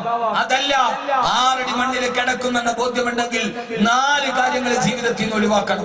അല്ലാഹു തൗഫീഖ് നൽകട്ടെ. ആമീൻ പറ മനുഷ്യന്മാരെ. ഞാൻ ആ 4 കാര്യം പറഞ്ഞാൽ എന്ത് ഇനി ജീവിതത്തിൽ ചെയ്യാൻ പാടില്ല. ചെയ്യുവോ? ഇത്രയും നിങ്ങൾക്ക് കബറ് കേട്ടിട്ട് മനസ്സിലാവണില്ല. ഇല്ല എന്ന് പറയാൻ പറ്റുന്നത് പിന്നെ ഇപ്പൊ ആരോടാ പറയാ? 4 കാര്യങ്ങൾ ഞാൻ പറഞ്ഞാൽ അത് ഒഴിവാക്കണം. കഴിയും, നമ്മളെ കൊണ്ട് കഴിയും. കഴിയാത്തതൊന്നുമില്ല. ഉറപ്പിച്ചവരെന്ന് കൈവക്കി 4 കാര്യം പറഞ്ഞു തരും ഞങ്ങളുടെ ജീവിതത്തിൽ നിന്ന് ഒഴിവാക്കും. അൽഹംദുലില്ലാഹ്, താഴ്ത്തി. ഈ നാട് നന്നായി. ഇനി നാട് മദീന. ആ 4 സ്വഭാവം ഒഴിവാക്കി. അല്ലാഹു തൗഫീഖ്. 1, ഞാൻ പറഞ്ഞല്ലോ 2 മണിക്കൂർ കഴിഞ്ഞ് നമ്മൾ പിരിയുമ്പോ സമയത്തിരിയായി എനിക്ക് ധൃതിയുണ്ട്. അവസാനം നമ്മുടെ ദുആയും കഴിഞ്ഞിട്ട് എല്ലാവരും ഒത്തിരി ഒന്നും പറയണ്ട, ഇത്തിരി പറഞ്ഞാൽ മതി. ശുജായി ചോദിച്ചതുപോലെ ബുദ്ധി കൂർമ്മതയുള്ളവർക്ക് അല്പം മാത്രം പോരെന്ന്. ബുദ്ധി കൂർമ്മതയുള്ളവർക്ക് അല്പം മതി. ജീവിതത്തിൽ ഇതൊരു വഴിത്തിരിവാണ്. ഇന്നൊരു തീരുമാനമെടുക്കണം, ഇതെന്റെ ജീവിതത്തിൽ ഉണ്ടാവില്ല. 1, 4 കാര്യങ്ങൾ ഒഴിവാക്കണം, 4 കാര്യങ്ങൾ വർദ്ധിപ്പിക്കണം. ശ്രദ്ധ ചെയ്തൂടെ? ആമീൻ ഒന്ന് സഹകരിക്കുകയും നമ്മൾ 2 ദിവസം ബാധുര വന്നിട്ട് ഞാൻ ഈ തൊണ്ട വിട്ട് വിളിച്ചിട്ട് എന്താ കാര്യമില്ല, എന്റെ ആരോഗ്യം പോകുന്നല്ലാതെ. ഇത് നമ്മുടെ ജീവിതത്തിൽ ചെയ്താൽ ഈ 2 ദിവസം നമ്മൾ വന്നതിന് ഇരുന്നതിന് പോയതിന് വലിയ തൗഫീഖ് കിട്ടും. ഒന്ന് പറയുമ്പോ അത് മാറ്റാൻ പറ്റൂല എന്ന് പറയരുത്.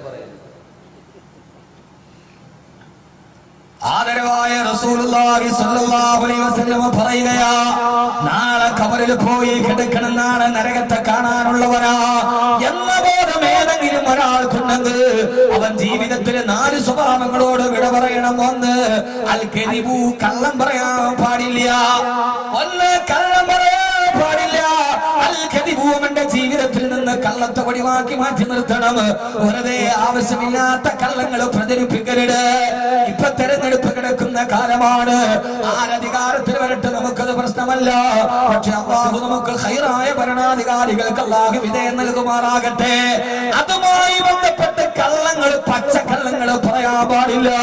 കാരണം ഇത് 5 വർഷം കൊണ്ട് അവസാനിക്കുന്ന ജീവിതമല്ല, ഇത് കാലാകാല ജീവിതത്തിലേക്ക് നടക്കാനുള്ളതാണ്. അതുകൊണ്ട് പെണ്ണുങ്ങളെ പച്ചക്കള്ളം പറയാൻ പാടില്ല. പറയണ കള്ളത്തിന് വല്ല അർത്ഥമുണ്ട്? ചുമ്മാ അങ്ങോട്ട് പറയാം. ഇടയ്ക്ക് കബറിൽ കിടക്കണമെന്ന് ബോധമില്ല കുട്ടിയെ. അതാരെ കുറിച്ചാ? തങ്ങളെ കുറിച്ചാണേലും വേണ്ടൂല, മുരിയാരെ കുറിച്ചാണേലും വേണ്ടൂല, ആര്യാരെ കുറിച്ചാണേലും വേണ്ടൂല, നാട്ടുകാരെ കുറിച്ചിട്ടാണെങ്കിലും വേണ്ടൂല, വീട്ടുകാരെ കുറിച്ചിട്ടാണെങ്കിലും വേണ്ടൂല, നന്നായിട്ട് ജീവിക്കുന്ന പെണ്ണുങ്ങളെ കുറിച്ചിട്ടാണെങ്കിലും വേണ്ടൂല. പച്ചക്കള്ളം പറയാം. ഇന്ന് വാട്സപ്പും ഫേസ്ബുക്കും നമുക്ക് നൽകിയതാണ് കള്ളം.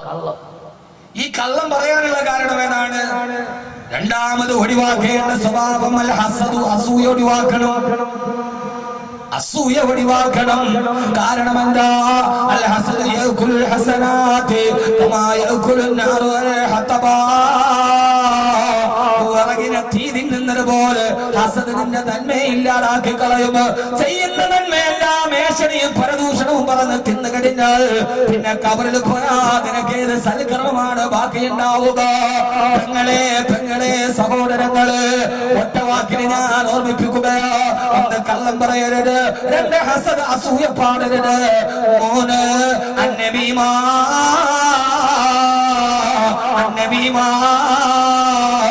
പരദൂഷണവും ഏഷണിയും പറയാൻ പാടില്ല. മാന്യമായി ജീവിക്കുന്നവരെ കുറിച്ച്, നല്ലവരായി ജീവിക്കുന്നവരെ കുറിച്ച് അന്നബീമാ ഏഷണിയും പരദൂഷണവും പറയരുത്. ആ പറയുന്ന ഒരാൾ കബറിൽ കിടക്കുകയില്ല, അവൻ കബറിൽ കിടക്കുകയില്ല, അവൻ കബറിൽ കിടക്കുകയില്ല. മഹാനായ ഇബ്നു അബ്ബാസ് റളിയല്ലാഹു അൻഹു പറയാ, ഞങ്ങൾ ഒരിക്കൽ ഹജ്ജിന് വേണ്ടി പോകുമ്പോ ആ ഹജ്ജ് സംഘത്തിലുണ്ടായിരുന്ന ഒരാൾ മരണമടഞ്ഞു. അയാൾ മരണമടഞ്ഞ ആളെ ഇഹ്റാമിന്റെ വസ്ത്രം ധരിച്ചിരിക്കവേ മരിച്ചുപോയി. അയാളെ ഞങ്ങൾ കൊണ്ടുപോയി കബറെടുക്കാൻ കബറ് കുടിച്ചു. ആ കബറ് കുടിച്ചപ്പോ കബറ് കുഴിച്ചിട്ടതിലേക്ക് മയ്യത്തെടുക്കു വെക്കാൻ പോയപ്പോ ആ കബറിൽ പാമ്പുകൾ ഇങ്ങനെ തല നീട്ടി നിൽക്കുകയാ. എന്റെ മോളെ, ഇത് കഥയും ഐതിഹ്യവും ഒന്നുമല്ല, ഹദീസ് ഗ്രന്ഥങ്ങളെ വിവരിച്ചതാ.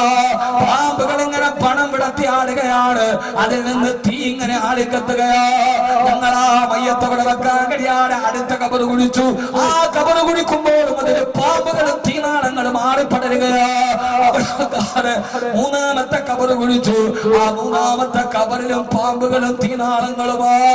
ഞങ്ങളാ കബറ് കുഴിച്ചു മടുത്തപ്പോ ഈ മനുഷ്യനെ കബറടക്കാൻ കഴിയാതെ മഹാനായ അബൂ ഹുറൈറ റളിയല്ലാഹു അൻഹുവിന്റെ അടുക്കൽ വന്നിട്ട് പറഞ്ഞു, മഹാനവറുകളെ, ഈ മനുഷ്യനെ കബറടക്കാൻ പോകുമ്പോ തീനാളങ്ങളും പാമ്പുകളും കാണുകയാ. മഹാനവറുകൾ പറഞ്ഞു, നിങ്ങൾ അവിടെ കബറടക്കുക. അടുത്ത കബറ് കുഴിച്ചു. പാമ്പുകളും തീനാളങ്ങളും ആ പാമ്പിന്റെ ഇടയിലേക്ക്, ആ തീനാളത്തിന്റെ ഇടയിലേക്ക് ആ മനുഷ്യന്റെ മയ്യത്തങ്ങളുടെ അടുത്ത് വെച്ച് നിവൃത്തിയില്ലാതെ മണ്ണ് മൂടി. എന്നിട്ട് മഹാനായ ഇബ്നു അബ്ബാസ് റളിയല്ലാഹു തആല അൻഹു പറയാ, അബൂ ഹുറൈറ റളിയല്ലാഹു തആല അൻഹു ഞങ്ങളോട് പറഞ്ഞു, ഇബ്നു അബ്ബാസ്, ലൗ ഹഫർതുൽ അർദ കുല്ലഹാ, ഈ ഭൂമി മുഴുവനും അയാൾക്ക് വേണ്ടി നിങ്ങളെ കബറ് കുഴിച്ചാൽ ആ കബറിൽ തേളും പാമ്പും തീയുമില്ലാത്തൊരു കബറ് നിങ്ങൾക്ക് കാണാൻ കഴിയില്ല. എന്റെ മഹാനവരേ, ആ മനുഷ്യന്റെ വീട്ടിൽ പോയി ചോദിക്ക്. ആ മരിച്ച മനുഷ്യന്റെ വീട്ടിൽ പോയിട്ട് ഭാര്യയോട് ചോദിച്ചു, ആ മനുഷ്യൻ എങ്ങനെയുള്ള ആളായിരുന്നു? അപ്പോഴാണ് പറഞ്ഞത് അയാൾ അരിക്കച്ചവടക്കാരനാണ്. അരിക്ക് തൂക്കം കിട്ടാൻ അയാൾ അതിന്റെ ഇടയിൽ ചെറിയ കല്ലുകൾ ചേർത്ത് വെച്ച് കള്ളക്കച്ചവടം നടത്താറുണ്ടായിരുന്നു. എന്റെ ഭർത്താവെന്ന് പറഞ്ഞപ്പോ സഹോദരങ്ങളെ, ഒരു പാവപ്പെട്ടവരെ ചതിച്ച ഒരു മനുഷ്യനെ അവരാണെങ്കിൽ, ഒരു പാവപ്പെട്ട മനുഷ്യനെ ചതിച്ച്, ഒരു പാവപ്പെട്ടവനെ ചതിച്ച് നമ്മളെ സ്നേഹിച്ച, നമ്മളെ വിശ്വസിച്ച, അവന്റെ വീടിന്റെ ബെഡ്റൂം പോലും നമുക്ക് വേണ്ടി തുറന്നു തന്ന, നമ്മളെ വിശ്വസിച്ച നമ്മുടെ കൂട്ടുകാരൻ, നമ്മുടെ നാട്ടുകാരൻ, അയാളെ കുറിച്ച് ആവശ്യമില്ലാത്ത നമീമത്തുകൾ പറഞ്ഞ, നമ്മുടെ പെണ്ണുങ്ങളെ കുറിച്ച് പറഞ്ഞാൽ, ഗൾഫുകാരന്റെ പെണ്ണുങ്ങളെ കുറിച്ച് പറഞ്ഞാൽ, നീ നിന്റെ മണ്ണിന്റെ ഇടയിലെ കബറിലെ കിടക്കില്ല. അതുകൊണ്ട് കബറിൽ പോകുമെന്ന് ഓർമ്മയുണ്ടെങ്കിൽ ഈ 3 സ്വഭാവം ഒഴിവാക്കണമെന്ന് ഹബീബായ നബിയുനാ റസൂലുള്ളാഹ്. ഫേസ്ബുക്കിൽ ആരും അറിയാത്ത വ്യാജ അക്കൗണ്ടിൽ ഉപയോഗിക്കുക. എടാ മോനെ, വ്യാജ അക്കൗണ്ട് നീ അണ്ണോണാണെന്ന് ആളുകൾക്ക് അറിയാവൂ. നിന്റെ റബ്ബിന് നീ അണ്ണോണല്ല, നിന്റെ റബ്ബിന് നീ അജ്ഞാതനല്ല. നിന്റെ വീടും നിന്റെ കൂടും നിന്റെ പേരും നിന്റെ അഡ്രസ്സും നിന്റെ വിലാസവും നിന്റെ തിന്മയും നിന്റെ നന്മയും എല്ലാം നിന്റെ റബ്ബിനറിയാവും. അതുകൊണ്ട് ഈ 3 സ്വഭാവം ഒഴിവാക്കണം. അല്ലാഹു തൗഫീഖ് നൽകുമാറാകട്ടെ. ആമീൻ പറ. എന്താ പറ്റാത്തത്? അവനവനിച്ച് ഇതുമാ കള്ളുകൂടെ ഒഴിവാക്കാൻ എളുപ്പമാണ്. പക്ഷെ ആരാനെ കുറിച്ച് അപവാദം ഒഴിവാക്കാൻ വലിയ പാടാണ്. ഇത് അതിനു വേണ്ടി മാത്രം നമ്മൾ ജനിക്കാൻ. എന്താ സഹോദരങ്ങളെ പറയാനുള്ളത്? അല്ലാഹു ചോദിക്കുകയാണ്,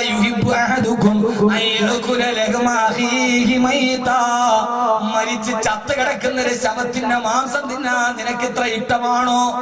ചത്ത് പുടുത്തു നാറിക്കിടക്കുന്ന ഒരു ശവം അത് വാരി വലിച്ചു തിന്നാൻ നിനക്ക് ഇത്ര ഇഷ്ടമാണോ? അതിനേക്കാൾ മോശമാണ് ഹസദും നമീമത്തും പറയും.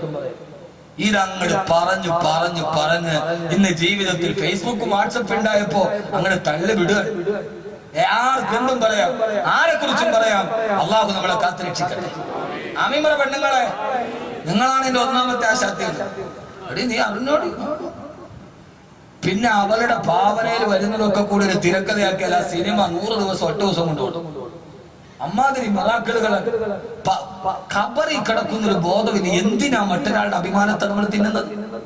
എന്തിനാണ് പറയുന്നത്?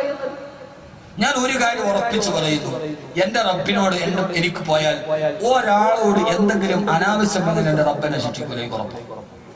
എനിക്ക് ഉറപ്പാ. ഒരാളെ കുറിച്ചിട്ട് പോലും ഞാൻ ഇന്നേ വരെ മോശമായിട്ട് പറഞ്ഞു ഉണ്ടെങ്കിൽ ആരും വരെ പ്രസംഗം, പിന്നെ പകുതി കട്ട് ചെയ്തുകൊണ്ടൊക്കെ വന്ന ചിലപ്പോൾ ദേശം ഒരാളെ കുറിച്ചും പറഞ്ഞിട്ടില്ല. അത് കൊല്ലാൻ വേണ്ടി വന്നവനാണെങ്കിലും എന്റെ സ്വഭാവം എന്നെ കൂടെ നടന്ന് ചതിച്ച 100 കണക്കിന് ആളുണ്ട്. ഇപ്പഴേ എന്റെ മുൻപിൽ വന്ന് കണ്ടാൽ ഞാൻ സലാം വന്ന് കെട്ടിപ്പിടിക്കും, വേണം ഒരു മുത്തം കൊടുക്കും. എന്തുകൊണ്ടെന്നറിയാവോ? അത് എലി പറഞ്ഞതുപോലെയാണ്. കൂട്ടിൽപ്പെട്ടു പോയ എലിക്കണീര് വീണ എലി പറഞ്ഞൊരു കഥയുണ്ട്. വെച്ചത് നീയാണെന്നറിയാം, എന്നെ കൊല്ലാനാണെന്നും അറിയാം, എന്നിട്ടും അതിന്റെ അകത്ത് കയറി വന്നത് വിശപ്പിനേക്കാൾ വലുതല്ലല്ലോ മറ്റൊന്നും. കെണി വെച്ചത് നീയാണെന്നറിയാം, വെച്ചത് എന്നെ കൊല്ലാനാണെന്നും അറിയാം, എന്നിട്ടും ഞാൻ ഈ കൂട്ടിലോട്ട് കയറി വന്നത് വിശപ്പിനേക്കാൾ വലുതല്ലല്ലോ മറ്റൊന്നും. നീയാണ് വിത്തന പറഞ്ഞതെന്നറിയാം, അതെനിക്ക് നേരെയാണെന്നറിയാം, എന്നിട്ട് കണ്ടിട്ട് കെട്ടിപ്പിടിച്ചത്. ഇനിയെങ്കിലും ഇതോർത്തിട്ടെങ്കിലും പറയാതിരിക്കട്ടെ എന്ന് വിചാരിച്ചിട്ട്. പിണക്കുന്നതിനേക്കാൾ നല്ലതാണല്ലോ ഒരു ചിരിയിൽ ഒതുക്കുന്നത്. എന്റെ പൊന്നു സഹോദരങ്ങളെ, ഒരു കാര്യം എത്ര ഇബാദത്ത് ചെയ്താലും അവന്റെ നാവ് നന്നായില്ലെങ്കിൽ, അതുകൊണ്ടാണ് റസൂലുള്ളാഹി സ്വല്ലല്ലാഹി അലൈഹി വസല്ലം പറഞ്ഞത്, 2 അവയവങ്ങൾ നിങ്ങൾ എനിക്ക് ജാമ്യം നിന്നാൽ നിങ്ങൾക്ക് സ്വർഗത്തിന് ഞാൻ ജാമ്യം നിൽക്കാം. ഏതാണ് നബി 2 അവയവം? ഒന്ന് നാക്ക്, മറ്റൊന്ന് ഗുഹ്യസ്ഥാനം. ഈ 2 മാംസകഷണം ആരുടെ നന്നായി അവൻ സ്വർഗത്തിലാണ്. ബാക്കി തഴമ്പുണ്ടായാലും തൊപ്പി ഉണ്ടായാലും തടി ഉണ്ടായാലും സ്വർഗത്തിൽ പോകണമെങ്കിൽ ഈ 2 മാംസകഷണം നന്നാവും. അള്ളാഹു നന്നാക്കി തരട്ടെ. ആമീൻ പറയും. അള്ളാഹു നന്നാക്കി തരട്ടെ. ഇതിപ്പോ എന്താ ചുമ്മാ അങ്ങോട്ട് പറയാൻ, പച്ചക്കള്ളം പ്രചരിപ്പിക്കുക, നമീമത്ത് പറയാ, ഹസദ് പറയാ, എന്തൊക്കെയാ പറയാ. അത് കേൾക്കുന്നവർ ഒരാളോട് ജാരിയായ സദക്ക പോലെ ജാരിയായ ഹത്ത് ഇവിടെ നിന്ന് പറഞ്ഞ് അപ്പുറത്തോട്ട് വരെ നാണമില്ല പെണ്ണുങ്ങള്. നിങ്ങൾ പർദ്ദയും തൊപ്പി മാത്രം ഇട്ടുകൊണ്ട് കാര്യമില്ല. കബറി കിടക്കുന്ന ഓർമ്മ വേണം, നാക്കിനെ നിയന്ത്രിക്കണം. ഞാൻ പറഞ്ഞ വാക്കുകൾ ഇച്ചിരി ശക്തി കൂടി പോയെങ്കിൽ ഈ നാക്കിന്റെ ഉപദ്രവം ഏറ്റവും കൂടുതൽ അനുഭവിച്ചൊരു മനുഷ്യന്റെ മാനസിക പ്രക്ഷോഭനമാണെന്ന് നമ്മൾ കരുതിയാൽ മതി. അള്ളാഹു നമുക്ക് ബോധം തരട്ടെ. ഇപ്പൊ എത്ര കാര്യം ഞാൻ പറഞ്ഞു? എത്ര കാര്യം പറഞ്ഞു? നാലാമത്തെ കാര്യം പറയാൻ സമയമില്ല, നമുക്ക് ഇത് തന്നെ. സൂറത്തുൽ ഹുജറാത്ത് ഇറങ്ങിയത് തന്നെ യേശുവിനെ നിർത്താൻ വേണ്ടി ഒരായത്തന്നെ ഇറങ്ങിയത്. 11 മണിയായി.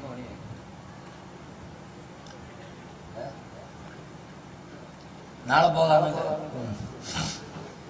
പള്ളിയിലാണ് നടക്കുമായിരുന്നു, വീട്ടിൽ നടക്കൂല. ആദരവായ പ്രവാചകൻ നബി മുഹമ്മദ് മുസ്തഫ സല്ലല്ലാഹു അലൈഹി വസല്ലം. ഇന്ന് ആരുമില്ല പറയാൻ, ഉമ്മായി മോളും ഒക്കെ ഇരുന്നിട്ട് പറയാ. ഇപ്പോ വന്നൊരു സുഹൃത്തുക്കൾ എന്നോട് പറഞ്ഞു, ഉസ്താദ് ഇന്നലെ വാത് വെക്കാൻ വന്നാ വരാൻ പറ്റിയില്ല. എന്ത് പറ്റി മോനെ? വന്ന വഴിക്ക് ഒരു അപകടം ഉണ്ട്. അവര് ബൈക്ക് വന്നിട്ട് വേറെ ബൈക്ക് ഇടിച്ചു.